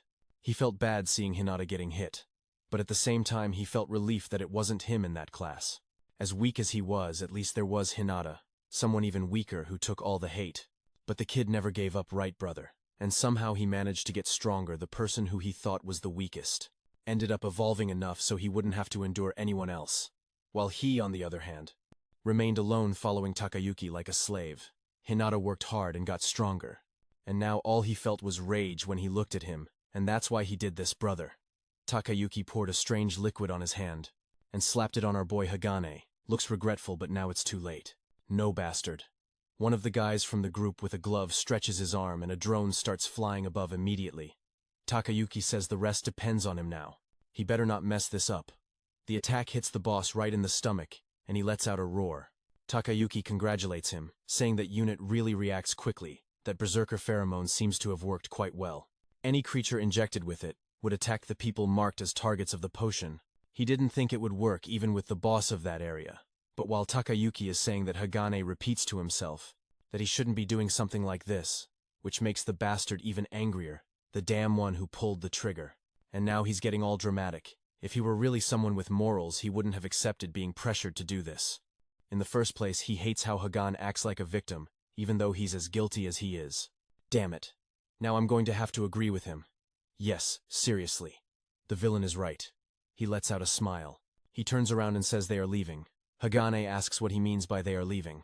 Brother Takayuki says it's obvious, and splashes the liquid on him, saying that now all the evidence is behind them, brother. Before Hagane can understand what just happened, the boss is already there, crushing his back, and destroys a tree, asks why, and Takayuki says it's obvious the school is definitely going to ask why. The boss left through the door and approached a place like that to make sure they couldn't find out. He had to erase the evidence. Someone is about to say something, brother, but Takayuki only says it's better to run, especially because the second that boss catches him, he will be dead. Right then. Do it. He tries to put his hand in his pocket to take the device to call the guilds for help. True, brother. But of course the bastard had already taken it from his chest. When the poor guy approached, he realizes that the bastard had planned to get rid of him from the beginning. The problem is, he doesn't have time to eliminate the smell that attracted the boss. It seems he only has one potion. He thinks about using something on himself, then thinks he's crazy. He bursts a vein or something, brother. I don't even know what happened, but let's go back to our guy who just defeated another goblin to Canelo praises. He's saying that at this rate at least, they will advance to Class D, or when suddenly he feels something approaching, and boom. A flying kick, damn. Someone threw a white liquid that falls all over his body and face. He is wiping it off, asking what kind of weird crap that is. And in front of him is the broken Hagane. Ah, actually, that wasn't the liquid that makes someone get married. It's the one that neutralizes the smell and falls to the ground, saying that at least now Hinata won't be chased. Hinata is about to ask what's going on, seeing him all beaten up, but he just tells the two of them to back off and brother, while he is attacked by the boss. He says that's the end of the road for him. But of course, right guys, 1 + 1 is 2. Our guy activates the suit and jumps to protect him. But even with the suit activated, they hit him from a distance and send him flying. Our guy asks if he's okay, and Hagane says yes, but wants to know why he jumped to protect him like that. To which our guy responds that it's because they don't know if that will really be his, or not, and that he's not the type to give up easily. Meanwhile outside, everyone is a bit confused by the situation. They were sure that trio would have no chance against the boss of that area. Sherry immediately gives the order, telling them to go in and help the boy before everyone dies. A chimera like that, classified as rank C2, would be impossible to defeat for them. She then notifies Tsushima that for a creature like that to be there, someone prepared something. A portal boss never leaves his position, unless something strange attracts him. That's because if the crystal that protects it is destroyed, the whole portal collapses. Tsushima covers his face with his hand and says he knows it very well. He never thought a student would do something so reckless. He can't say who would go to such an extreme. He's sure that Hagane must be involved, but he also seems like one of the deceived. For now, he just hopes that Hinata keeps them safe until help arrives. The chimera is roaring towards our boy. While Akane is there with her legs completely shaking, our boy might be face to face with the boss. But she was sure that the possibility of all three dying there was very real. Our boy is there, brother, grabbing the fool Hagane by the neck while dodging and throwing him far away. The problem is that it seems like our boy's whole body is trembling, just by having defended against an attack. From the amount of aura that was emanating from that creature, he knew that thing was completely out of his reach. But still, he wasn't going to give up, brother. And he charges into the attack, bro dodging another swipe. He throws his shoulder back and lands a clean hit on the creature's chest. But the chimera just laughs and slaps him away. With the tail to the stomach, brother, the poor guy crashes against a tree and falls to the ground foaming at the mouth. Akane goes to help him, and he pushes her away, telling her to stay back. Yes, because of her, he just got hit by another tail swipe to the belly. He's all shaky with ants crawling around. Okay, but at least he's getting back up in the meantime. Hagane wonders why Hinata just doesn't give up already. It's because if he gives up, he dies. That's right, brother. He'll be devoured. Then Akane says it would be better if they ran away. That was a creature completely out of their reach. Our boy is there thinking there's no way to defeat that thing. Maybe he could do some serious damage if he used the skill Revenge. But even that wouldn't be enough to take it down. So what is he going to do? Once again, Akane yells at him to stop this. It was all his fault.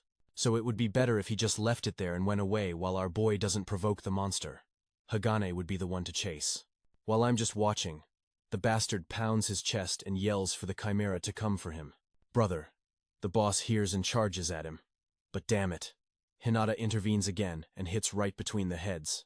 The problem is that it's a two-headed chimera, so the other one bites him while he hits the first. Damn, there's Kagane helping him get up again, telling him to give up, but no, brother. Hinata gets up saying he's not going to run away.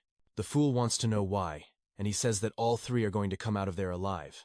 That's because the person he admires never abandoned someone who needed help, even if it meant risking his own life.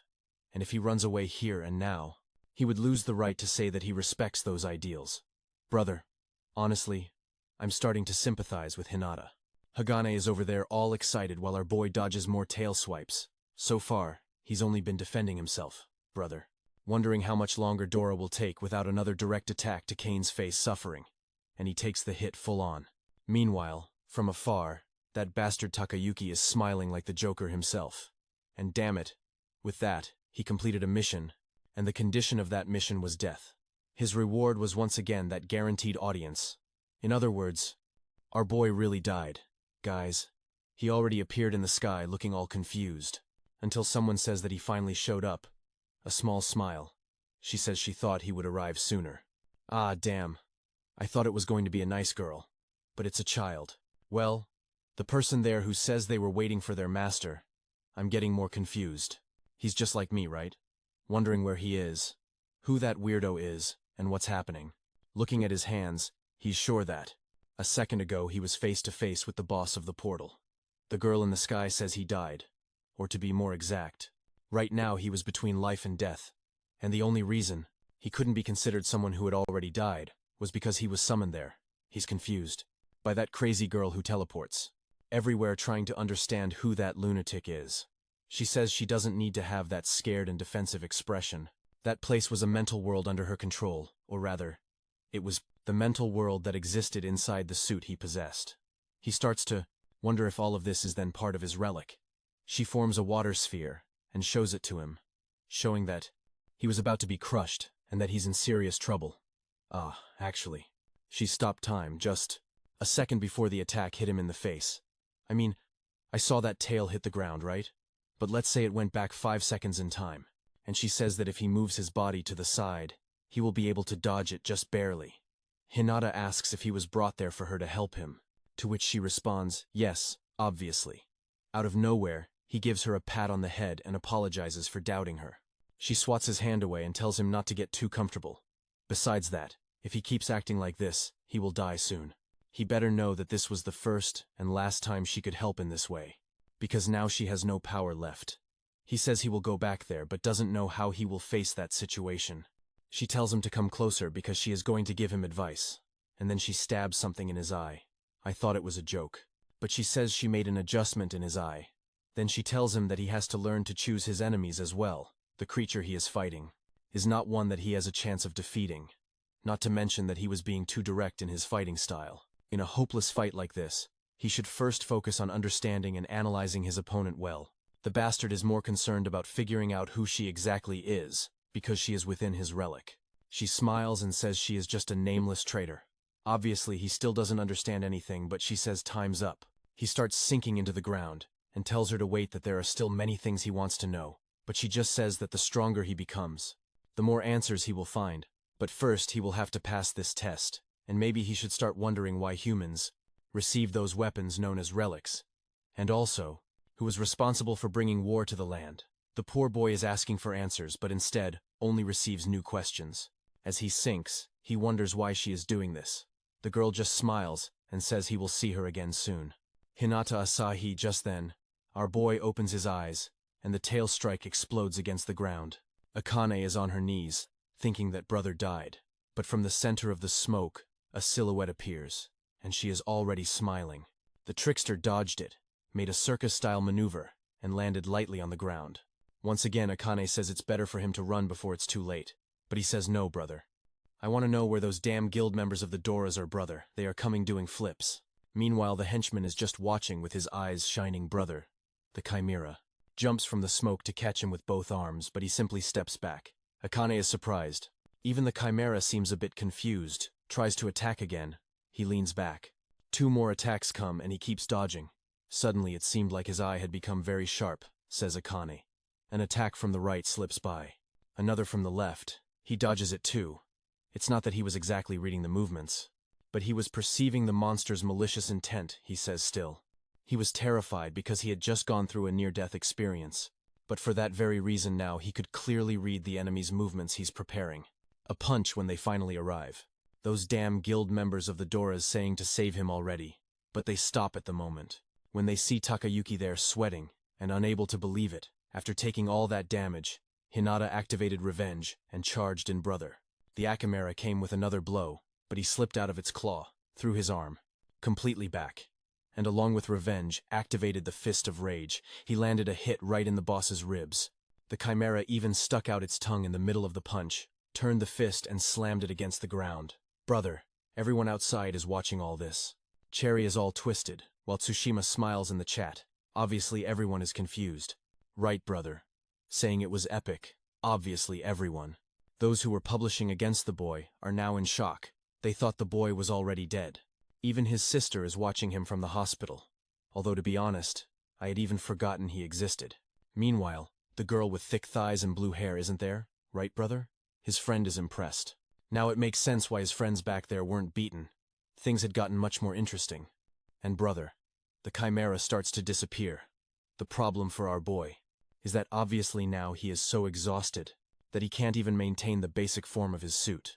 Akane runs to help. Hagane does the same.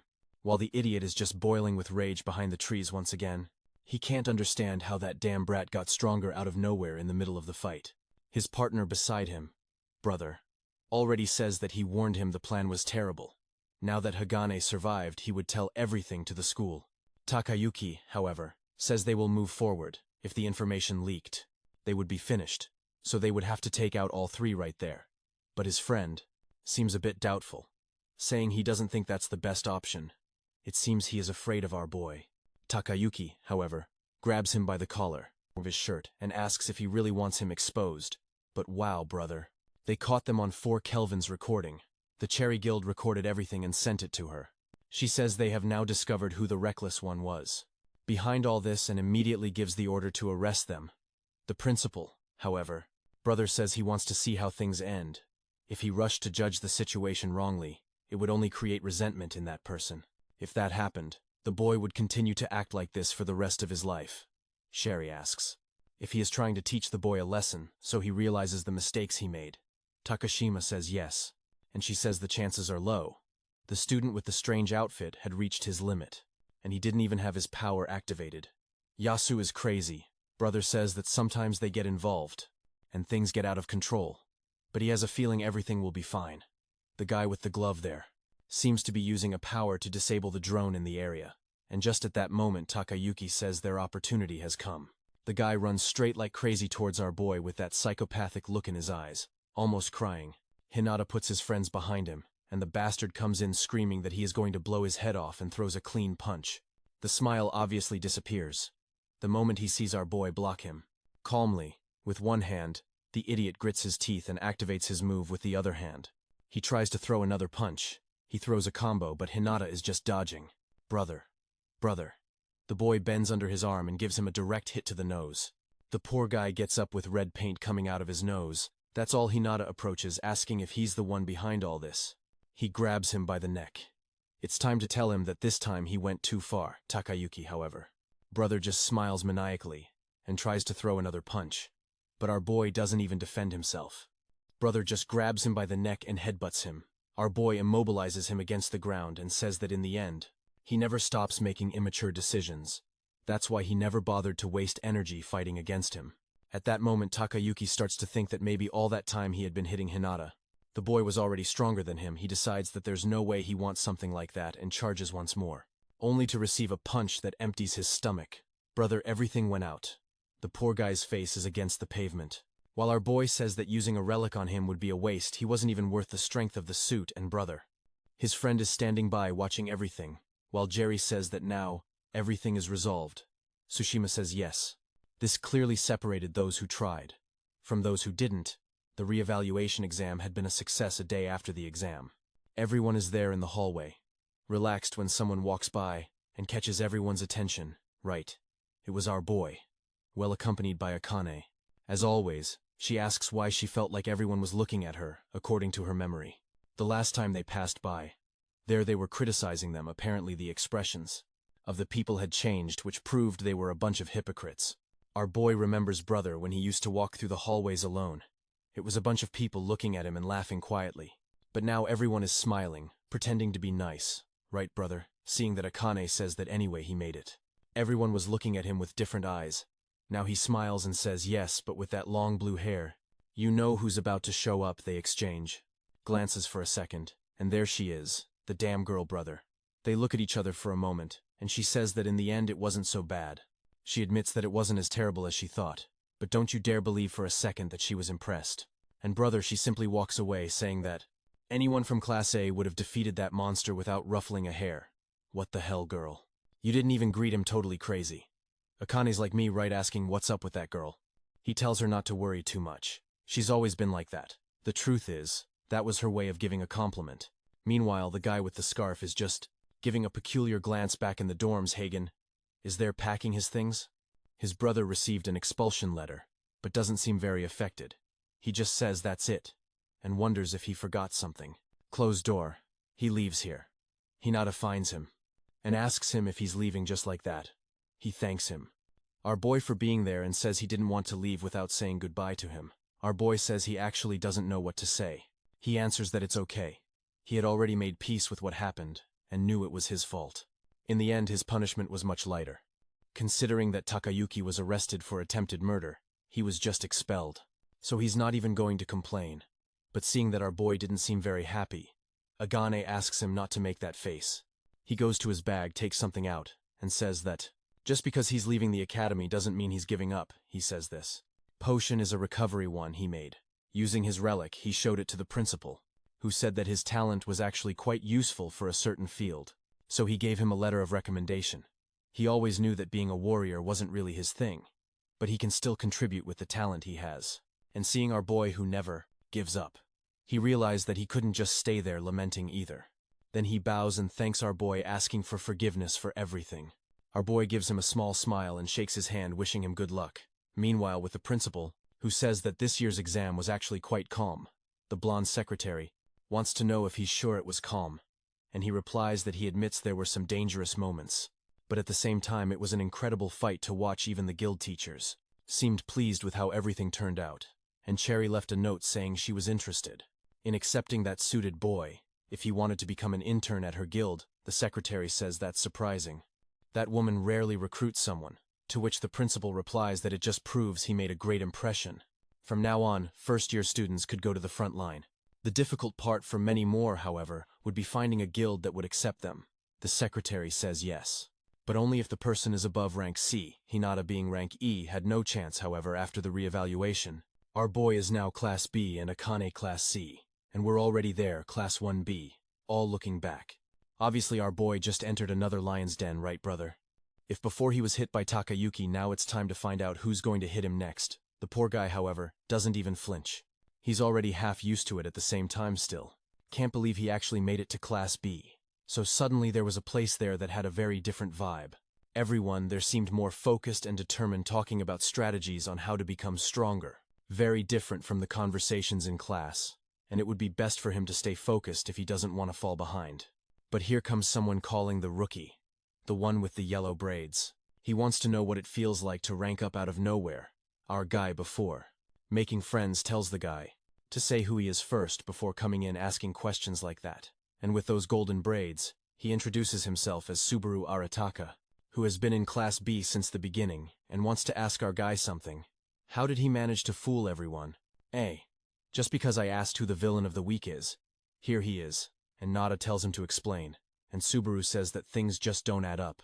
He has never heard of someone going straight from Class E to Class B, and because of that, everyone there wonders if he really has the ability to be in that place, or if he cheated.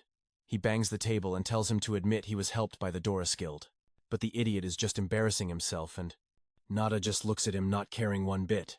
The guy keeps banging the table, wanting to know why he is so calm, while our guy realizes that he met Takayuki 2.0 one time later. The teacher says that until the next re-evaluation next year, everyone there would remain in Class B, and comments that he only sees a few new faces. But the main point is that they must understand that their true goal is to aspire to Class A. To give them an idea, only one person has moved up to that class, which makes clear how big the power difference is between the two levels, and anyone who wants to catch the attention of a guild, truly powerful, needs to close that gap. Subaru asks the teacher if he isn't being too harsh. It's not like they were sitting around doing nothing. It's just that the training portals weren't even good enough for real training. That's why he wants to know how they are supposed to improve. The teacher says that's a fair point, which leads him to today's topic. All students above Class C will receive temporary licenses that would serve as proof of the skill they have. Basically, they would have access to portals in the real world, both of rank D and rank C.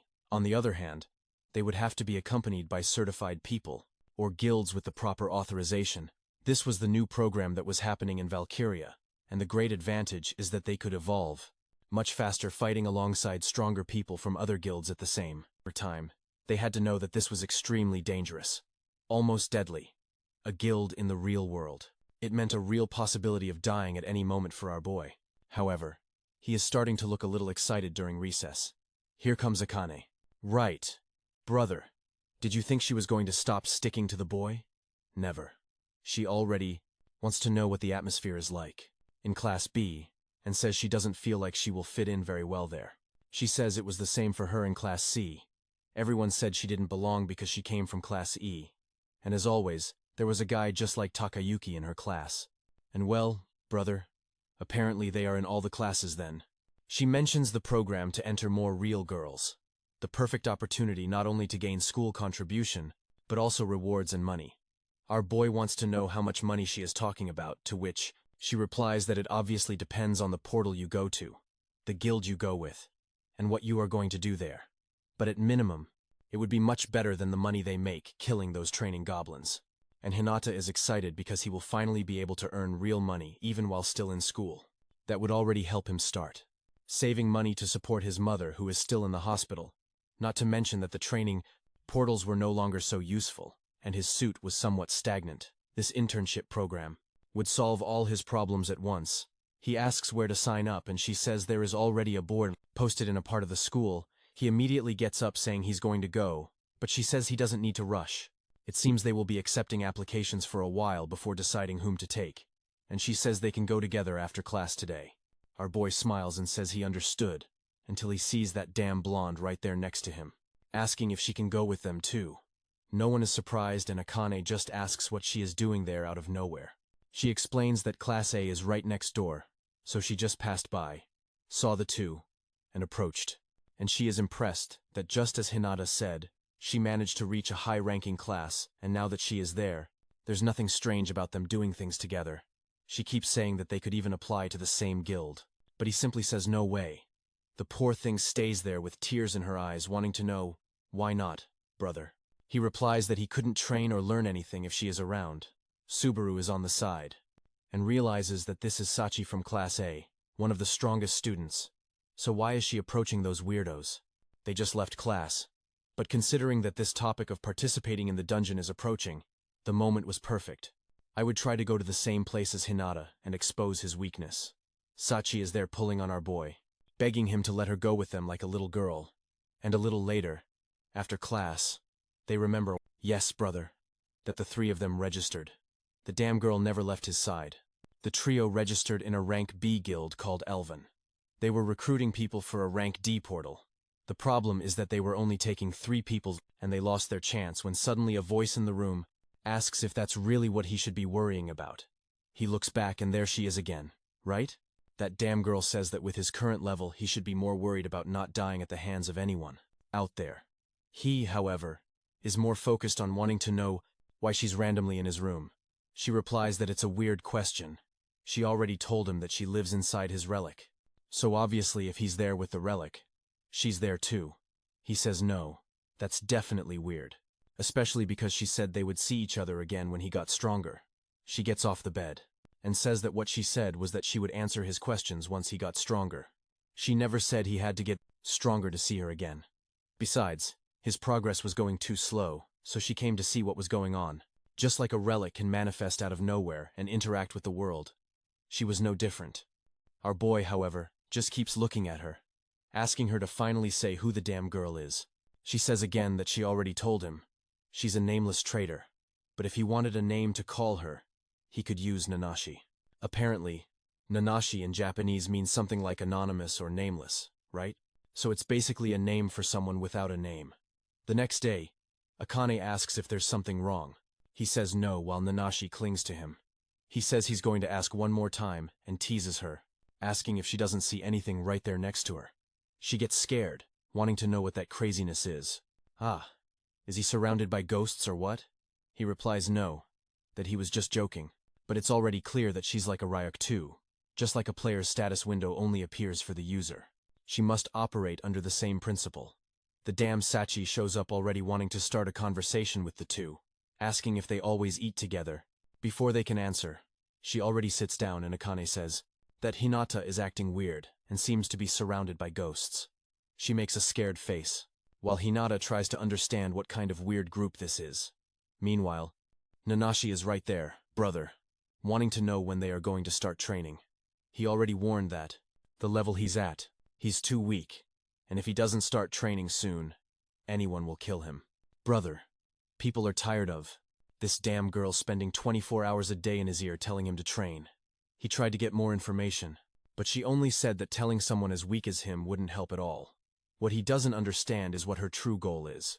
Suddenly the door opens, and a guy says he finally found them.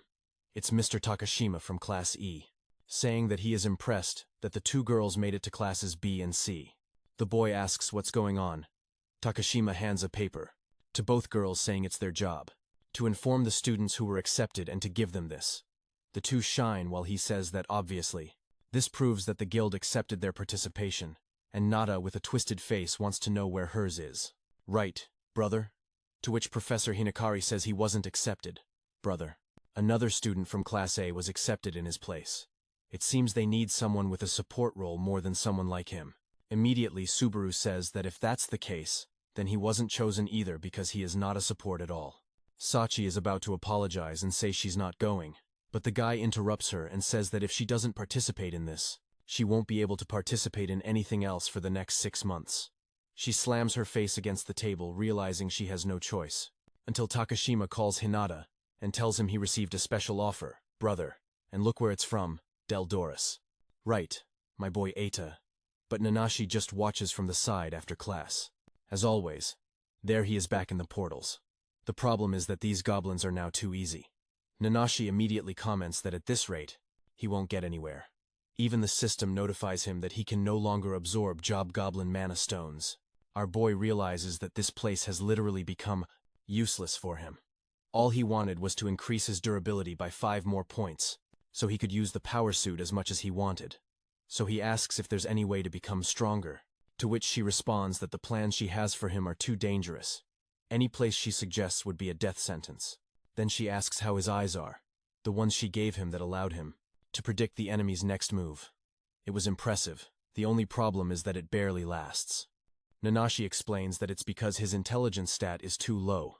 He wants to know exactly what that attribute does, and she explains it's the ability of materializing supernatural phenomena through logical reasoning.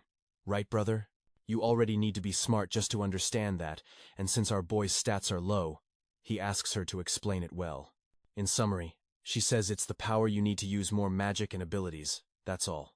He comments that he has heard about monsters using magic, but he had never seen humans do something like that since everyone fights using relics. She explains that under the right conditions, intelligence can manifest in anyone. However, the abilities created through that intelligence vary from person to person, you see? His intelligence stat is 5, and he wonders how he can be so useless like that. Then she steps back and says that since that is the situation, there is only one method that will work. He asks what method, and she says that she is going to try her luck in a C-rank dungeon. He needed to learn that his biggest problem is that he doesn't know how to fully use his abilities. Brother, she opens the portal right there with her finger. She says that if he really wants to get stronger, all he has to do is enter. Our boy hesitates for a second. Right, brother? A portal in the real world. You go in, you die. You die. He swallows hard but walks towards it. As soon as he enters, he finds himself in some kind of catacomb, like an abandoned place. When suddenly, a flash of light at the end of the hallway shines, and Bam gets hit by a combo of spears directly. Oh, I think it's like mental training or something, right? Because it seems like he just died like an idiot. And that's when he discovered that the pain he had felt until now was nothing compared to the hell he was about to face the next second. He wakes up on the floor of the previous dungeon, brother, shaking completely with his hands twisted, asking why he is still alive. Nanashi explains that the moment he crosses the portal she created, his real body stays outside, and what advances is his consciousness. The bad part is that the body left behind is obviously completely defenseless. The good part is that he doesn't die inside. He is furious, and she wants to know why. He seems to think that's unfair. He had to understand that most deaths in the world follow a logic that makes no sense. As soon as he crossed that portal, he should have been prepared. Brother, as long as he thinks that things will be predictable, he will never become strong. He still doesn't fully understand the purpose of this training, and she says he should already know it. Just like when he unlocked the rage suit, he has to meet certain conditions to unlock the next one. Our boy says he thought it was just a matter of emotions to unlock the suit, to which she responds that yes, that is one of the conditions, but obviously, the suit doesn't evolve just by his feelings, so he asks if she is saying that to evolve it. She has to complete that portal no matter what vertical bar. He says it's time to change the scene, brother. And in the next scene, he is face down on the floor of his room, vertical bar. She knows that to unlock the next suit, she has to demonstrate the strength and determination that death possesses by nature, vertical bar. She always carries a certain feeling of injustice, and now it was time to show that she could survive that. Brother, This is total Dark Souls vertical bar. He steps on the ground. A trap opens from the ceiling, and it pierces him from the ground upwards vertical bar. Before the poor guy can get up, he sees the rock coming and gets crushed. The boy wakes up in his room again vertical bar, screaming in desperation, while she is just standing there, looking at him totally bored. A glance behind him, and he walks away again. But this time he stops right in front of her, asking if he is scared, and warns him that even if he is scared, he must dive headfirst without hesitation. The people who keep fighting even when they fear death, those are the ones the world calls heroes the next morning. There goes our boy walking through the halls with huge dark circles under his eyes. Brother, our boy is strong, but after that second death he couldn't re-enter through the door because during the exam he didn't know he was going to die. It caught him by surprise. But in those mazes, death was really very real, and the pain and agony were too realistic. Not to mention that after hesitating, Nanashi disappeared, saying it was pathetic looking at his trembling hand. He knows he isn't actually going to die, but he still can't overcome the natural instinct to flee from something like that sometime later. He knocks on the door of the guild orientation room of the Dora's brother when he opens the door. Look who's there, thick thighs and a cold look. It's her Shizuku. Next to her is the little punk with the bandana Kaito Hibishima. The blonde is named Chloe Burgess, so we will call him Burgess, and the girl with the teddy bear is Anko Kaiken. All of them are there. Brother. Everyone from the class. At that moment someone says they didn't expect to see the rejected one from the class. And there is Subaru standing nearby, wanting to know why the Doras accepted someone like him. Izuku, however, laughs, and says he wonders the same about Subaru. Someone from Class B, like him, shouldn't even be there. The poor guy tries to defend himself, saying he has been in Class B from the beginning. So technically he is at the same level as the others there. But Anko simply responds that that was her dream if she were really at the same level. She would have ranked up a long time ago. Subaru is furious because apparently, this girl Anko used to be in Class B and managed to move up to A while the loser stayed behind. She asks if Chloe agrees with her, and he simply says he isn't interested enough to have an opinion about him. The guy in front of him didn't even seem strong enough to be a good training partner. Subaru is there shouting that he isn't weak like that guy behind him while our boy couldn't care less. Suddenly our boy hears something, brother, and in the blink of an eye some attacks fly towards him. It seems he grabs his stomach and his beard. Burgess says that's why he doesn't stand a chance against someone from Class A.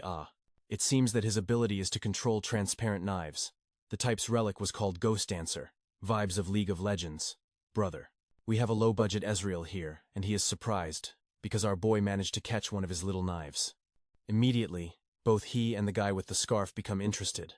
Meanwhile, Shizuku is dealing with our boy, asking him why he is shaking and sweating.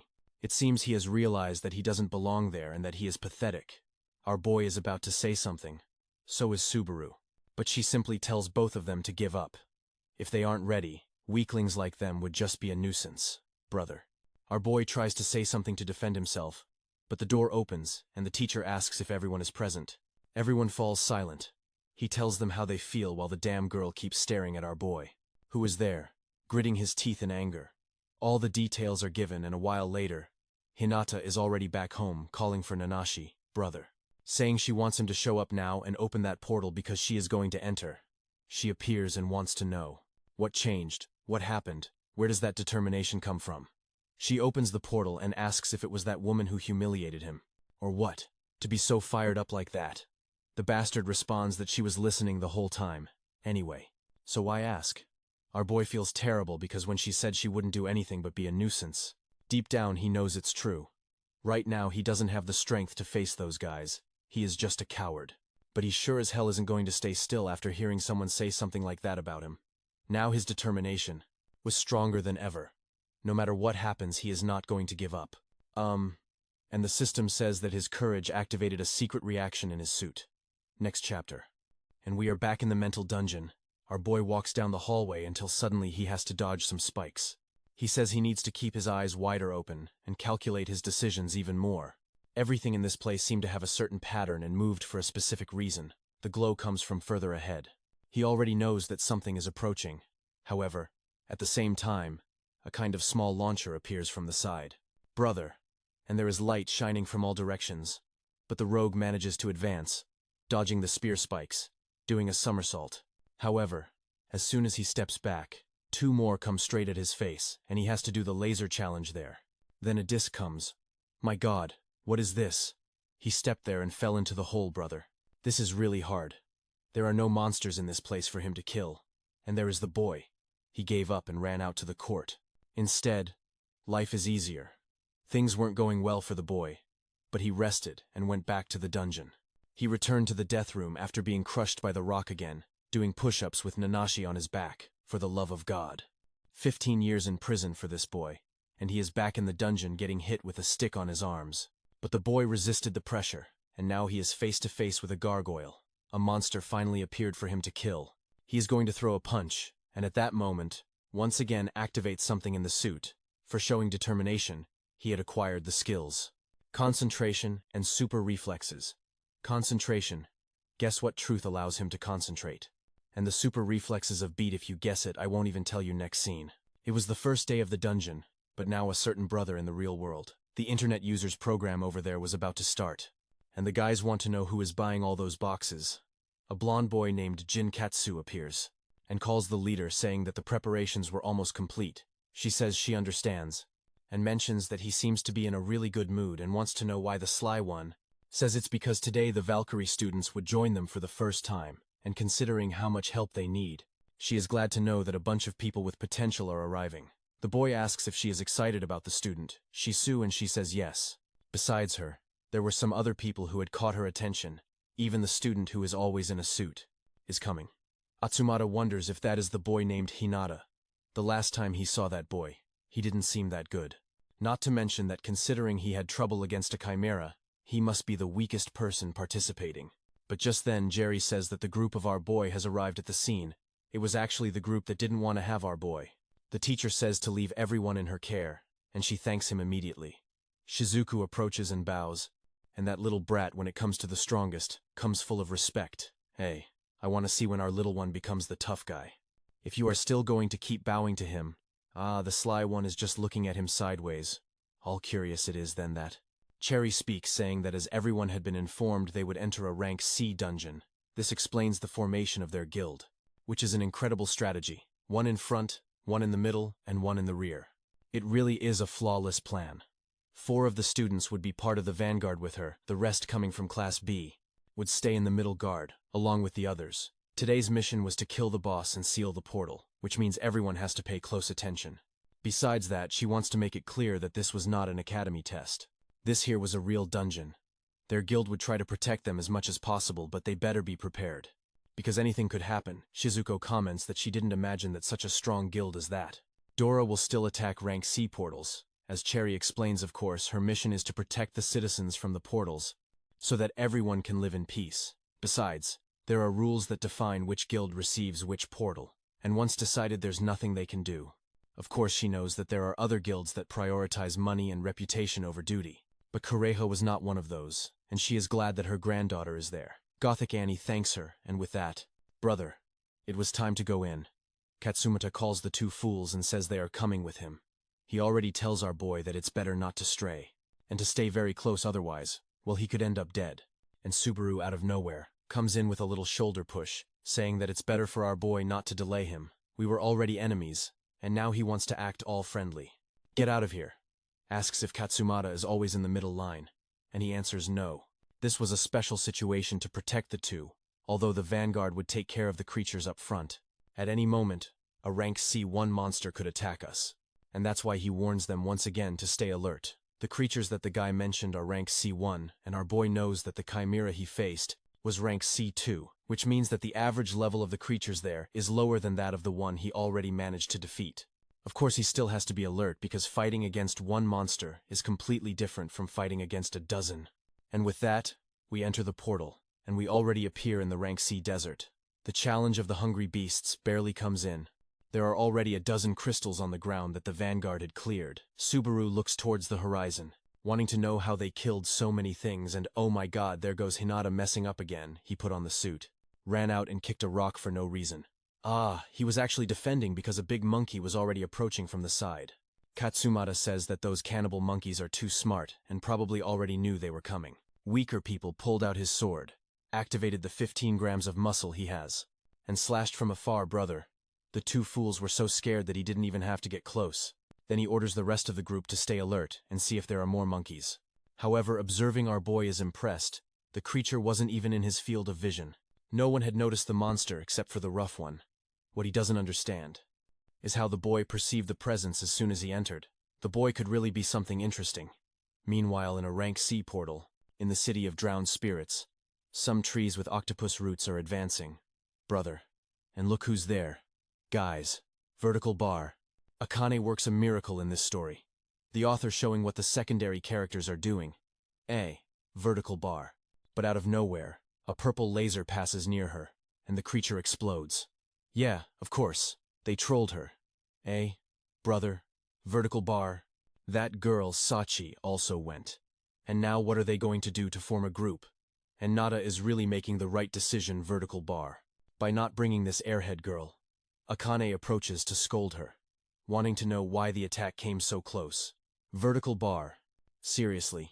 One step to the side and she would have taken it, but Sachi simply ignores it and tells them to finish this once and for all and go home, vertical bar.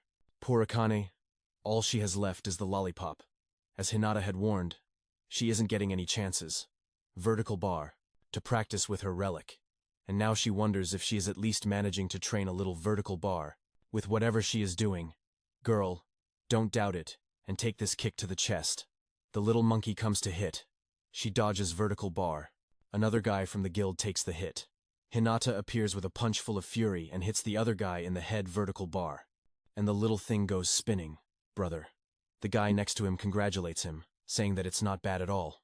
Meanwhile, Subaru just watches. Vertical bar. He must be all jealous. Wondering how the boy who was the weakest in class can move like that, vertical bar. Apparently, he really belonged to Class B.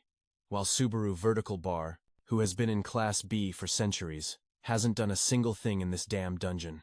Fed up, he activates his sword, vertical bar, jumps, and blows up the monkey's chest, saying that there was no way he was going to let Hinata take all the glory for this vertical bar. His relic was a kind of sword gun. And doesn't that remind you of something? It reminds you of that series we watched, vertical bar. The one with the boy from the Yggdrasil cube. Isn't that weapon just like his? And he says he's going to show how it's done just with that vertical bar. Katsumata is already thinking that even the two of them have more potential than he imagined, vertical bar. This guy Subaru seemed a little impulsive, but his offensive skill and energy were high level. Hinata, on the other hand, had no durability, vertical bar. But she knew very well how to position herself in battle, and was very attentive, not to mention her reaction time, vertical bar. That was the most impressive thing, brother. Our boy is already warning them that another pack of monkeys and Katsumata is coming. He can't understand how this boy is detecting monsters before him. The little monkey grabs a solid rock and throws it at our boy's back. But he dodges it. And the one who receives it is the other guy right in the jaw. Elbow to the stomach. And another one coming from behind Katsumata, who cuts one and keeps his gaze on our boy. He's falling in love, brother. Then we see that diabolical Nanashi had said she would give him some advice. She shows him a frog and asks him what is the first thing he feels upon seeing it. He responds that he obviously feels that if it attacked him, he would end up hospitalized from the poison. She says that this conclusion is the exact meaning of instincts, and that if he wanted to survive, in the portals he needed to have sharper instincts than anyone, the ability to sense danger at all times. Started with a strange and small feeling about the things around you, and he had to train himself to pick up even the slightest reactions. He hears something coming and jumps to dodge the monkey. Brother, in the air comes a rock, but the rascal gives him a flying kick. What the heck, brother?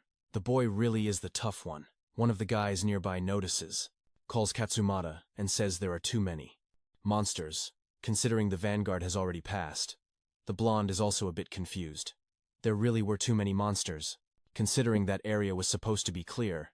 He knows it's impossible that Cherry overlooked that. There were fewer than 10 people in the country with a 5-star relic, and she was one of them. Then there's a guy with a sniper aiming at him. What, brother? The guy was about to shoot, and our boy stepped in front, threw a rock, and deflected the shot. The real AWP didn't hit today, brother. The guy already ran away. Atsumata asks what happened, and our boy says someone was aiming at him. And the worst, brother, it was a person, not a monster. Immediately the leader wonders if it could be some kind of criminal. For more girls. He finds it strange that they are aiming at an S-rank guild. They must really want to die. But once again he is impressed with the little tough one who noticed something like that. So he says his life was saved thanks to our boy. There's no way an S-rank hunter could die from a sniper shot, brother. They are really exhausted. Yes. Oh, brother. Just at that moment a guy appears asking for help, saying the guildmaster is in danger. Confused, he asks what the situation is and what's going on. And there she is. Shizuka alone, waiting for a hero in a tight suit to come and save the waifus. But before that, let's go back 30 minutes earlier, when they entered the dungeon and Cherry said she would explain everything. The Vanguard's job was obviously to go to the front and clear safe paths for the rest of the team. They would spread out as much as possible, but at the same time maintain enough distance to keep communicating. Shizuko quickly asks if that doesn't seem a bit dangerous, to which Cherry replies, that's how C-rank portals are handled. One step forward, the creature comes to blow at her, but she just raises a shield, and with a hand movement, shatters the creature, along with a bunch of monkeys that were in the air. Even her brother says that she alone was enough to handle a rank. A portal, the students are all trembling, while the bandana boy thinks that just as the rumors said she was a monster, the poor little monkeys are all trembling and she says she'll leave those for them to take care of. A while later, Shizuku and the rest of the group had already killed some, but she noticed that those C-rank creatures were much more dangerous than the D-rank ones. Sherry says that they actually have quite a good potential and asks if the Gothic Annie from the deep internet isn't going to do anything. Anko explains that it's because of her relic, she can't do anything until she absorbs human stones from creatures they have already defeated. Jerry says that then she can go find one, and she says that's fine, and is going to grab it somewhat doubtfully. As soon as she has it in her hands, the stone is absorbed and turns into a stuffed monkey. Cherry seems impressed that the girl can reanimate a defeated creature, although the copy probably isn't as strong as the original still. It would help a lot to increase the number of group members. She is only interested in saying that she can't decide which is the best option. Meanwhile, the real one was there with his sniper aimed, and says he has her in his sights. But as he was observing the girl, suddenly he trembles and she throws a look. Brother from afar noticed a tiny movement and smashed it. What the hell, girl? What power is that? He even says that in the end, she was quite amateurish since he felt her bloodlust. But then another group appears, and they all start shooting, but now she just raises some barriers, and that's it. She tells everyone in the group to take cover, and starts sending messages. The problem is that the communicators aren't working, so she tells the guy in the group to go ask for help from the others. Shizuko, with her 33 IQ, asks what's going on, and Cherry has to explain that they have been ambushed. Everyone is hiding while the leader thinks this makes no sense. Normally bandit guilds wait for the team to finish the dungeon and then steal everything they got. But they are attacking from the beginning, and not only that the bullets seem to be real ammunition, not relics that wouldn't cause much damage, but on the other hand they were already surrounded by monkeys. She immediately realizes that the unfortunate ones had some way to control the monsters, and he tells them immediately they would have to face those creatures while she defends, and Shizuko cuts the leader. He knows those guys will soon realize they have no chance. Wow, brother. But that's when something starts to appear under his arm. The enemy leader gives an order, and at the same time, everyone shoots and some roots trap Jerry by the feet. Wow, brother. He was immobilized for a second and something hit his hand. Oh crap, his mark of the relic disappeared. At the exact moment, the monkey tries to jump and she tries to use magic. Obviously nothing happens. But don't worry, the thick-thighed Ice Queen arrives cutting. She asks if he's okay, thanks him for saving her life, and tells everyone to start protecting their hands before their relics are eliminated. Another guy with a spear brother is trying to hold the line, but tells the leader he can't hold on much longer. The group starts running, saying they will have to regroup, but the guy with glasses in the back says they won't escape so easily. Brother launches an explosion, thought it was a fireball or something like that, but apparently it was more like a bazooka explosion, and the guy says that with the relic cancelled, she is nothing but a human, so there's no way she survives that the shot is about to hit. Which means yes, and brother, someone is about to activate a skill and throw themselves to block it. When she looks back, of course it was our guy who blocked it. Brother already activates his power, Ocular, and detects the presence of 15 shooters. He had to take care of that quickly before the vengeance skill ran out. Hits the ground, which starts to explode and raises smoke everywhere immediately. The enemy leader without vision says they have no option. It's better for everyone to prepare Cherry, hiding behind some rocks. Thanks the guy, and says at least he bought them some time. She asks why he is alone, and he explains that he used some skills to get ahead and arrive before the others. The only problem is that now he can't use that same skill again. The damn Shizuko then asks why he took such a risk. One would wish he would just tell her to shut up, but instead, he says that it was leader Katsumata who ordered him to go to the front. Since he is the fastest, Jerry knows that guy wouldn't give an order like that, unless he trusted the guy. Which shows he must have improved even more, since the last time he saw him finally he asks why the hell she is complaining if they saved her. She hesitates a bit and says that's true, but anyway, she is sure that in the end, he is just going to be a nuisance. Oh my god, I already miss Akane, brother. Jerry is watching that, and thinks that he is finally starting to understand. So he tells Shizuko not to say things like that, she couldn't use her relic. And they needed someone like Hinata nearby to gain an advantage. Our guy asks why she doesn't use the relic, and she explains the story behind the weapon. Then he asks his system. Yes, he asks Nanashi. What's going on because the boss can't use her relic? She explains that she doesn't need to speak, just compensate. It's enough for her to know what she is imagining. And with that, she looks through the orb and says that she really can't feel any relic energy coming from that woman's relic chest, which is something you develop when you touch a relic stone. It was empty. And brother, her relic had not been deactivated, it had been stolen. There was no mana that could reactivate it, unless she recovered it while Nanashi is impressed, and that humans managed to develop something like that. Our guy is shocked. The guy with the green bandana wants to know what they are going to do, and asks if anyone has a great idea. Jerry replies that for now, the best thing is to stay where they are and wait. Meanwhile, Katsumata is approaching from behind the shooters. An explosion occurs at the top of the mountain, and apparently, the idiots were hit immediately. He orders to arrest them all, kill them all, and make them regret it. Jerry smiles and says he knew he could count on the sub-commander immediately. He tells everyone to protect the marks on their hands because the enemies had some way to deactivate the relics. It's chaos everywhere, fists flying while Shizuko is there hiding, hey brother, but suddenly jumps in fright when two of her teammates are almost split in two. The guys fall to the ground, and Katsumata turns around. Confused, two air discs come towards him, and he has to defend himself, brother, while he wonders why these guys have a skill that belonged to Cherry, someone. Then he says that he really lives up to his name. He didn't expect him to withstand an attack from a 5-star relic. Brother. The guy is there standing, blocking both discs, and just then, Cherry recognizes him. However, that was impossible. He shouldn't be with them. It's then when Katsumata comments that they are doing more than just sealing relics. The guy with glasses replies that even if he is the sub-commander, there is no way to block an attack like that. Many more discs come. But Katsumata says he is not going to stay still. Dodges everything. Approaches the guy. But just when the sword is about to hit, another guy jumps in front and blocks it. When our guy kisses the shield, however, he seems to know to whom the bandit belongs. Brother. Pulls out a gun and says this is the end of the road. The guy has to block a bullet with his sword and God, he had never seen a hunter. Getting such an ugly beating from a little gun falls on the shoulder of the redhead, already apologizing brother saying he disappointed her. Meanwhile, everyone is watching that shield skill, brother. Oh wow, both Shizuko and our guy are watching. Because girl, that is his father's relic, wow. Now this fight just leveled up, brother. The guy is aiming with a Glock, brother. I still can't believe there are so many weapons in this series. He tells the two not to resist, that it would be better for them. Katsumata says that to be stealing relics like that, they must be mentally unstable, to which the guy responds that it's natural for someone to want to have a powerful relic after all. It was much more valuable than any gem they could find here a long time ago.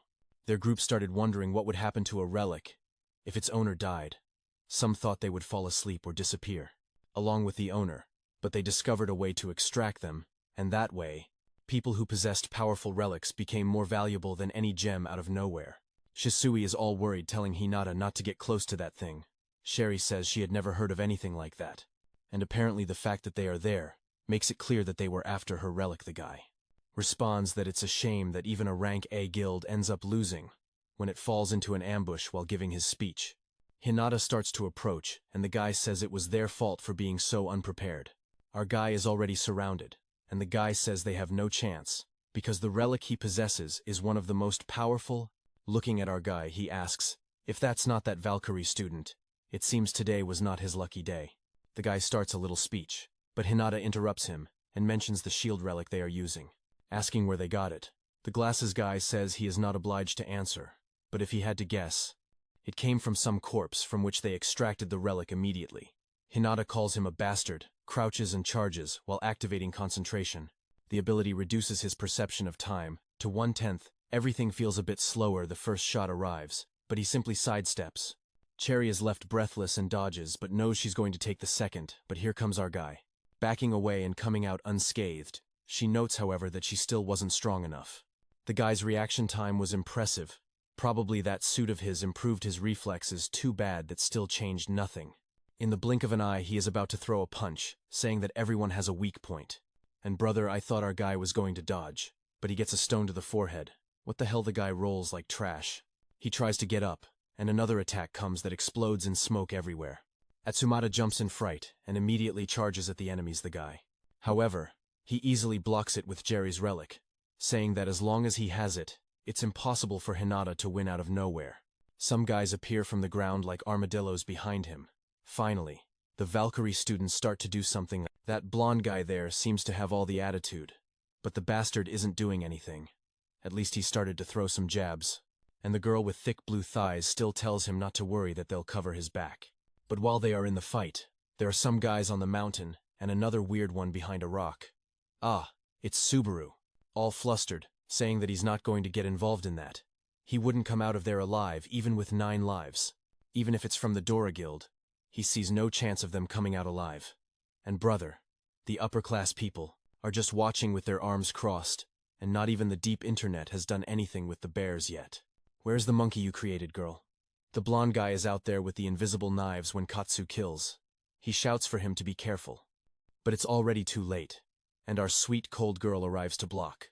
Too bad she's not that strong. She still takes a hit to the shoulder.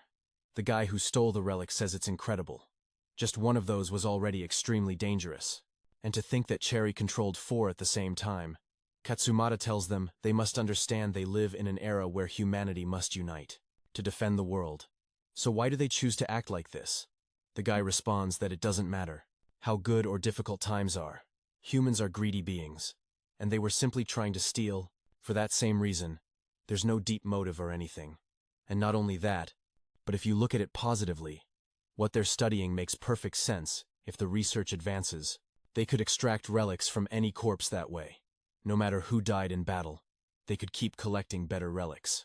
Suddenly, Hinata says that doesn't justify what they're doing. He's alive right now, thanks to the same people they say are worth nothing and are disposable.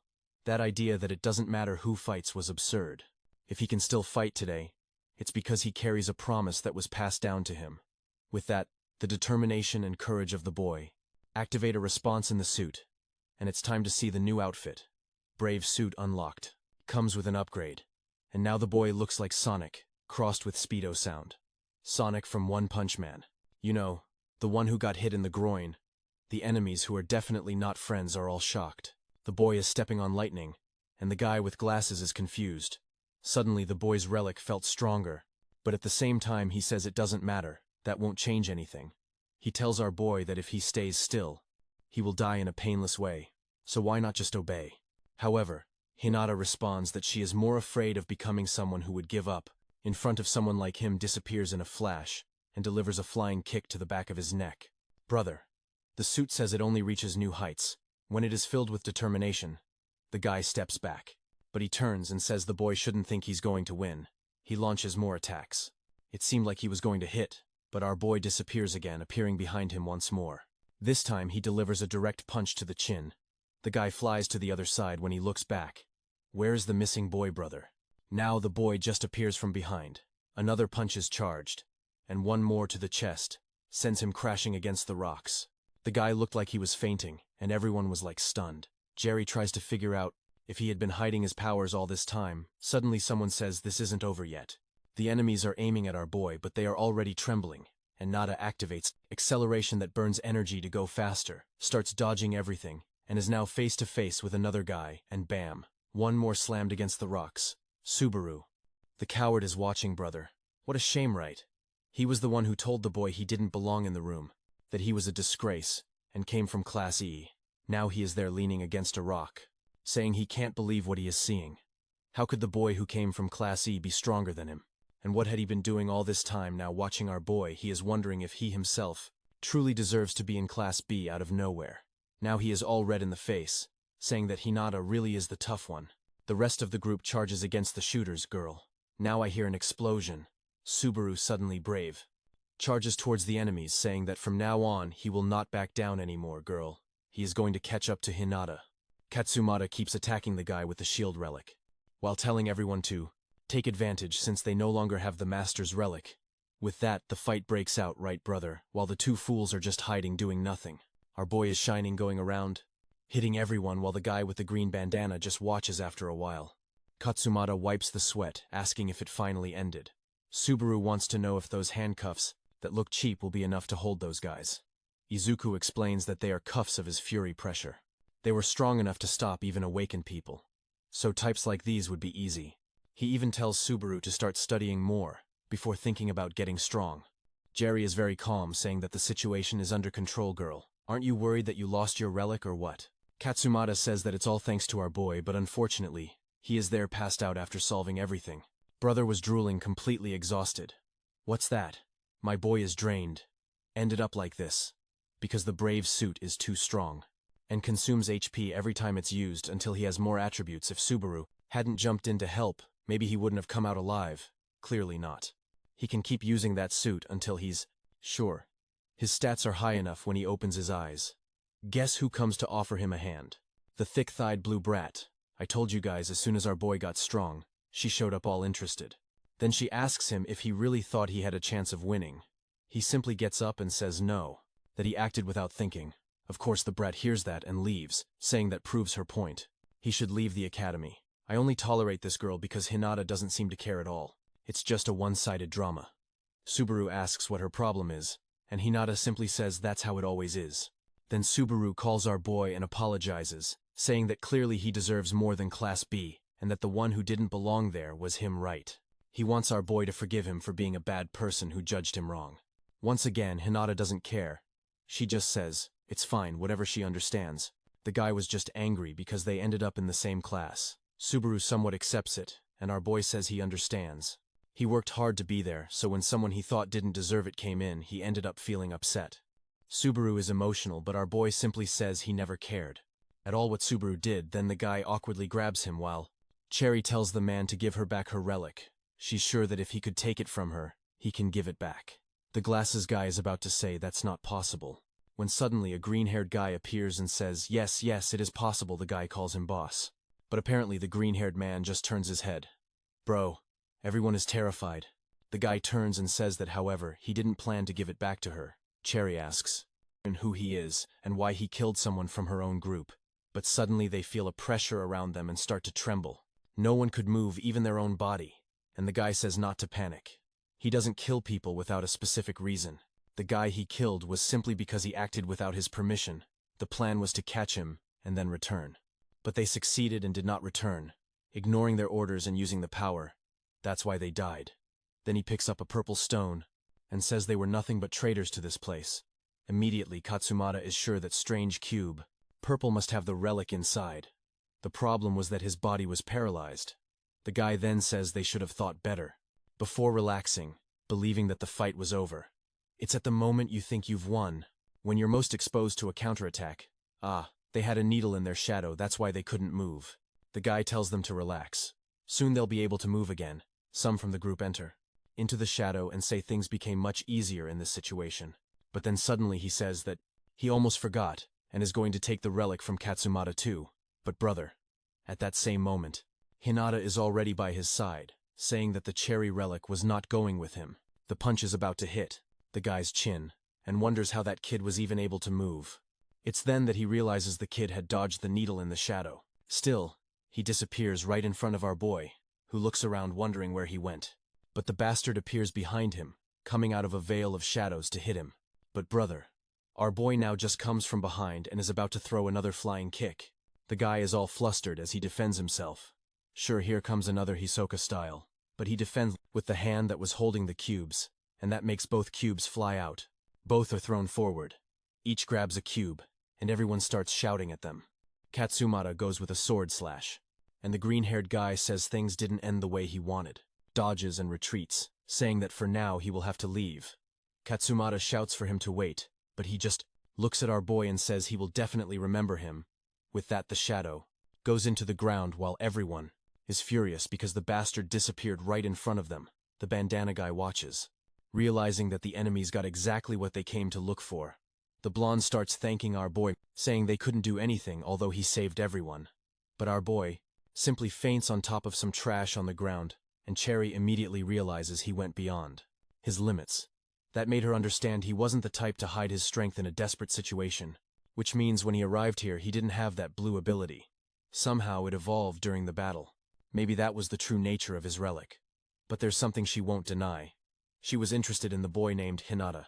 Back in the monster department at one of those alliance meetings, it seems Jerry had just finished reporting everything that happened there. Kureha comments that she had never heard of this relic stealing, while Renpei says they will definitely need to find a way to counter something like this. Cherry comments that it seems pretty simple. All they need is something to cover each person's hand. It seems that enemies cannot absorb anything, or Guy then comments that since he mentioned someone who uses shadows, only one person came to mind, a rank S criminal guild known as Nilfheim. Apparently their leader had the ability to manipulate shadows. Rempel says it's a shame. The world is already full of problems, and now another one like this appears. Meanwhile, without suspecting anything, he asks what Cherry is going to do without her relic. She wasn't even really one of them, brother. Nothing suspicious about this guy, right? Even Ogai tells him he's going too far. But humble Jerry says he is actually right. The relic they recovered wasn't theirs. So, from now on, Katsumata himself would take his position in that place. Kureha wants to know what he plans to do from now on, brother. She simply says she is going to step back, because there is something else she wants to do. She's never seen a woman so calm. They stole from her her rank S relic. And she's like, they stole it from me. I'm done with the little ones. I'm going to do other things. They don't know. The only thing she says is that she needs to talk to Atsushi first if she wants to ask him a favor, right? She probably wants to be a teacher in Valkyrie. But brother, I'm still shocked that this woman doesn't seem affected. She is the definition of stoic. And of course, certain back at school, everyone is jaw-dropped as she is introducing a new instructor. And there she is. All casual. I would say she even looks more charming now. She introduces herself as the former leader of the Dora Guild and says it's a pleasure to meet them all. Everyone is stunned, especially looking at our boy, but he doesn't seem very excited about it 2 days after the relic theft. Our boy is in his room looking at a bunch of crystals. Apparently that was his reward for his performance. The problem is, he's thinking that maybe this is even too much. Nanashi wants to know what he's thinking so intensely. Sitting there, he says that instead of absorbing everything, maybe he should sell them, get some money, and pay the hospital bills. She tells him not to think too much about it. Just absorb what he can because he wouldn't even be able to use it all anyway. She tells him to absorb the gold, but when he tries, the system says it is not possible. First, he would have to defeat a land lizard. Immediately, our boy realizes there are no shortcuts. You can't just buy stones and make yourself stronger. Then she explains to him that he has to understand that early on, to reach the maximum potential of this suit, he needs to have unwavering willpower and discipline. He can't forget the feeling that activated that suit when he faced a formidable enemy without hesitation. Our boy is there, thinking about the list he received when he awakened that suit. He knows that his suit drastically improves agility, which means if that hadn't activated, that green-haired guy would have definitely killed him, considering all that. He knows it's not the time to worry about money. At that very second, he starts absorbing all the stones. With 10 from a cannibal monkey, a requirement is fulfilled. Increasing shield mastery, impact resistance, and a bit of each statistic. Besides that, he had now awakened the necessary stats to equip the rage suit. Now I'm not sure if it's a new suit, or if it's like the red one he already had, but now he can use it freely. Who knows? All I know is that the next day, the cute red-haired teacher appears in his classroom. Right, brother. Everyone thought she would be the teacher of Class A, but she is in Class B, and the principal tells everyone to welcome her. Subaru is nervous, wondering how she is already here. Only 3 days have passed since they left that portal. The principal tells him to take it easy, to observe the class until she settles in, but she just walks. Brother goes to the back and stops there without more. He keeps staring at our boy, and everyone wonders why he is trying to figure out if it's because he saved the wrong cube, and now she is mad at him after the dungeon. The relic he managed to save was his father's. He considered keeping it, saying it belonged to someone important to him. They apologized, but unfortunately, it was a very important piece of evidence. But being all sweet, She smiled, saying they would take very good care of it. Now she's in class wondering what's going on. Why is she looking at me like that? I couldn't concentrate in class with a demon on my back. A while later, during recess, Anko and the blonde boy are eating when he calls her. She gets all nervous. That girl. Right, brother? She's not. Very right in the head, and Chloe asks her what she thinks about that boy Hinata from Class B. She stays, thinking, and says she thinks his suit is kind of ridiculous. But obviously, he is tough. Right. He is trying to find out about his powers, not his appearance. What he wants to know is who would win in a fight, him or Hinata, of course. The girl says he would win easily, with both hands tied. Chloe asked that. But he is all unsure. Remembering our boy's fight, his punches might not have hurt that much, but he was really fast. Suddenly, Kaito approaches and asks why so much curiosity. He could just fight the guy and find out for himself. Besides, someone who thinks that is perfect for doing something like that was about to appear. Chloe says she knows the exam is approaching with a certain military academy brother. This place is full of things, eh? There's always an event happening already in the halls. Look who's coming, brother. Akane, who now looks thinner. What happened? The artist ran out of energy? And now Subaru is glued to our boy, saying how amazing he is, that they should have seen how he fought. Akane sits down, finding all this strange friendship while Subaru smiles, saying they are childhood friends. Now she is also part of the group that Hinata is part of. Sachi, however, chimes in, saying she is not going to be part of that mess. She barely knows Subaru, and he already acts like he's part of the group. Hinata ignores the drama and asks Akane how training went, to which she replies it was just a show by Sachi. At that moment she feels someone's presence at the door and asks if they know those weirdos who are there. I think the drawing was wrong because those guys were supposed to be outside watching. But they're outside and the girls are also outside. What is going on here?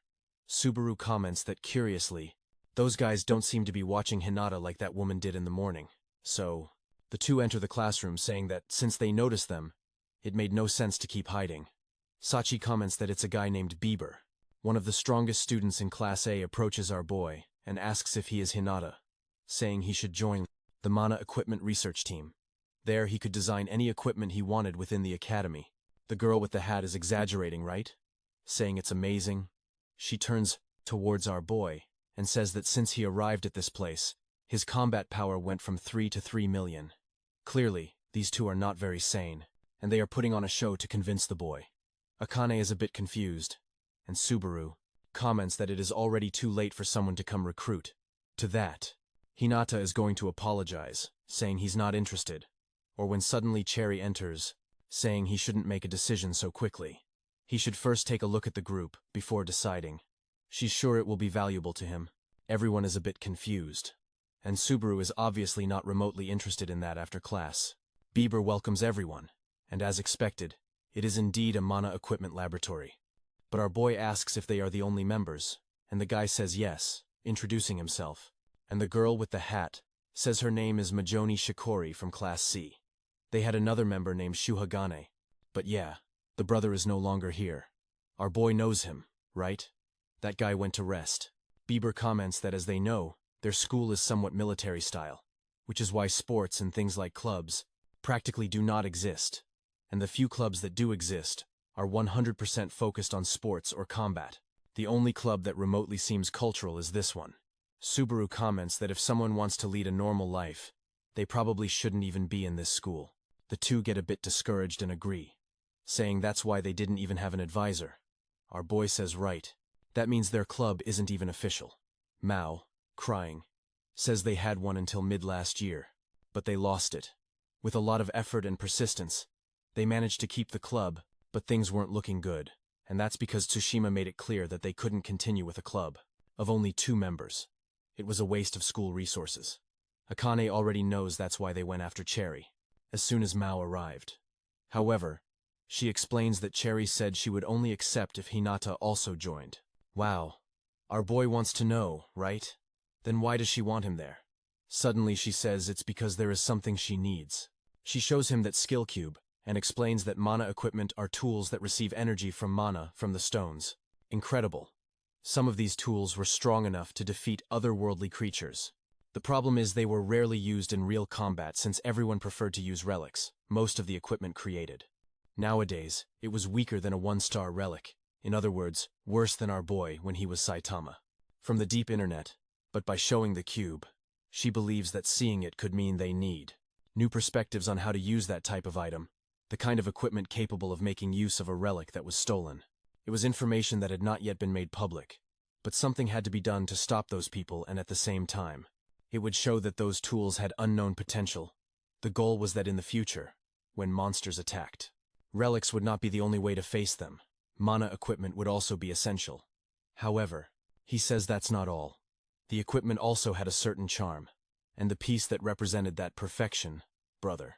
It was a combat suit that worked using stone energy. The only problem was, it consumed energy so quickly that it couldn't be used in combat, but if refined, maybe they could make it work. Akane wants to know what his goal is with that, and he replies that it's to create a super robot. Strangely, our boy and Subaru get very excited. Even Sachi seems interested, and now everyone is chatting about the topic. Cherry turns to our boy and tells him not to focus too much on the robot, but that she personally thought it would be good for him. Besides that, she wants to help him personally become stronger and unlock all the potential of his suit. At that moment, he realizes that the cursed woman had already figured out how his power works, and she comments that if they could find a way to reverse the effect of that cube, she could join his team under the excuse of research material. Akane asks why our boy doesn't give her a chance. He had to remember that the Academy Festival was approaching. It seemed there would be some kind of group competition, and having his own club would give him an advantage.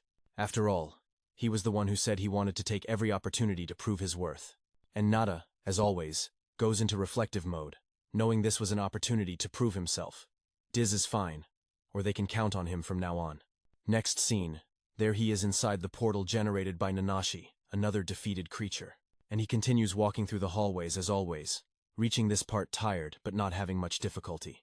The real problem was those two creatures in the room, the horsehead and the bullhead, both snorting. The boy clenches his fist and charges to deliver the first blow. One hits the chest, but as always, it does no damage. The horse tries to catch him, but in the air, he teleports from behind and is already on its back, activating revenge along with the Fist of Rage. But once again, nothing happens. The horse laughs, and now the bull comes charging to attack with a hatchet, ascending, and it seems like they sliced him. Brother appears again in the room, realizing that he still doesn't have enough power, offensive to face them, not to mention that he can't keep dodging for much longer. Since the brave suit consumes his energy too quickly, he feels somewhat discouraged, and Nanashi comments that things don't seem to be going well for him, says he thought he was finally starting to progress, but apparently he still has a long way to go. But it's okay. He will tell him exactly what he needs obviously at this point. What he needs is some kind of finishing move. He asks what she means by that, and she explains that with the new powers he has gained, most enemies should be easily defeated however.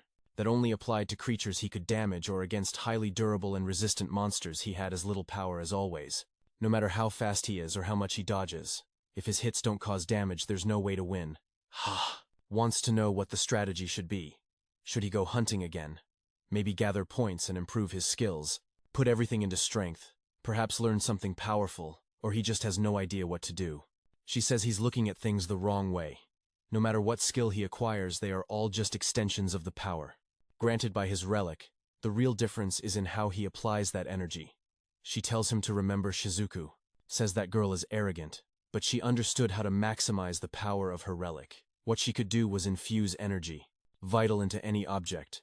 But she didn't stop there, with that energy imbued in her sword. She could create projectiles and turn it into a kind of ranged weapon. It was the perfect example of how to turn the unique trait of a relic into a completely different type of move. He needed to do something similar. But using the cards he already had on the table, the next day our boy is in class. Still thinking about everything she said, looking at his skills, he knew it was something beyond just activating one of them. Subaru seems to tire of the silence and asks why he looks so serious. He replies that he is trying to think of a super attack. Just at that moment Toshima opens the door and enters with Cherry, announcing that they need to start preparing because the exchange festival with the military academy will take place at the end of the month. Officially it was just a simple event, for each school to observe the progress of the others. But on the other hand, that's how they presented it. The truth was that it was just a normal festival, and he wants everyone to just enjoy it. I thought he was going to say it was some kind of life or death event. Be careful. but he just said it's normal. Everything would take place in the Spear Dome, which is where Subaru's rank portals are. He asks if they are just a bunch of monkeys, acting so that others observe them. The teacher says that is the price they have to pay for the funding the academy receives from government resources. Hinata then asks how other schools evaluate student performance. The guy tells Jerry to explain, and she says that during the exam there will be two types of combat, individual and group. Any student can participate in individual combats, but for group combats, obviously, you need a specific number of people. Oh, and not only that, you also have to be part of a group. Subaru wants to know what the difference in the rules is, and she says that most are quite similar, only that this year there will be a kind of rule, special that has not yet been revealed. Some fool asks if it is dangerous, and the woman replies that there is danger everywhere. That's how the world of hunters is. Not to mention they don't have to worry since there will be rank doctors, ready to save anyone. Back in the club after classes, Bieber is celebrating, saying that they will finally have the opportunity to show their power to the world. Akane wants to know if they are already planning things and what they are going to do exactly with that stone. Bieber explains that in this competition, each student is allowed to use any equipment they want, and if they start developing some mana tools, they will definitely have the best. That day, brother. Now that I realize it, this is turning into a lot of filler, right? Let's get out of here a bit. The little robot prepared some food. They chatted, said some things. Akane made another joke, threw up 2 fingers. Now we are outside. With Akane asking our boy why he has been down lately. When he is about to answer, he hears someone shouting ahead, saying that the other girl is taking too long. There's a small blonde there scolding the current waifu. Ah, it seems like those aren't from her school, brother. Yeah, you can tell by the uniforms, right? Another guy asks why she even registered for this festival if she has no chance. One more passes by saying he's leaving early. Meanwhile, Android 18 tells him to get up. They don't have all day. The long-haired boy is furious, while the girl apologizes. Brother, I thought our boy was going to save her super heroically, but instead, he punches her in the stomach. Even our boy flinched at that, and they don't even seem to care. 18 says that kicking her like that was a bit too much, but the guy just grabs her by the braid. He asks how the hell he plans to fix this whole mess after having ruined it. She shouldn't have even signed up for this event, being a pathetic Class D. 18 says he is going too far, but it was she who made the girl trip and drop everything. And the long-haired guy wants to know if she is really not going to give up. She says nothing, just throws the papers on the ground and says that she is really desperate. She goes for another kick, but now Hinata appears and throws the papers in his face. Brother. The blonde girl is surprised while the guy asks who the hell he is. The waifu, on the other hand, is already totally in love with our shining boy. Our boy stands there defending her while the guy asks who he thinks he is to interfere, charges to hit him, but our boy calmly stops him effortlessly, and says that he is a friend of the girl he just kicked. And it seems that he is indeed, brother, because the guy is trembling, and our boy tells him to apologize to Rina right now. The loser doesn't want to back down, but he already realized that the guy is too strong. Rin asks our boy to calm down and thanks him, saying that it's okay, that it was her problem, not his. Then the guy lets go. She goes to pick up the papers, hands them over, and tells them they can continue without her. The guy roughly pushes his arm away and says this isn't going to end here. The others ask if he's really going to let it go just like that. She replies that it's fine.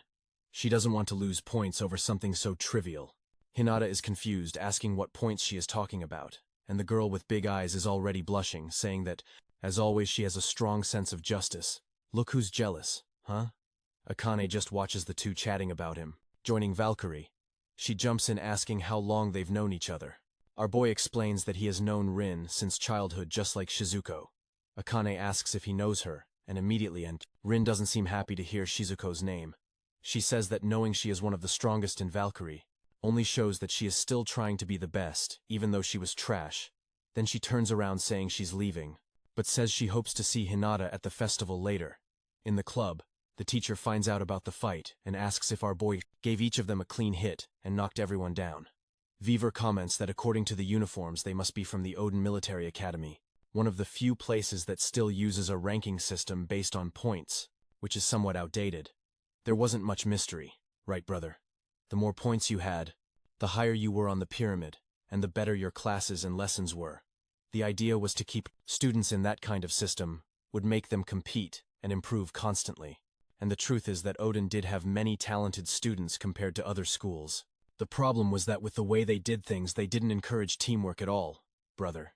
In the dungeons where Dora sometimes brought members from Odin, the guys saw their classmates getting crushed and did nothing. He even remembers a certain person who took every opportunity to stomp on others. Weber says it's not like they don't use a point system here too.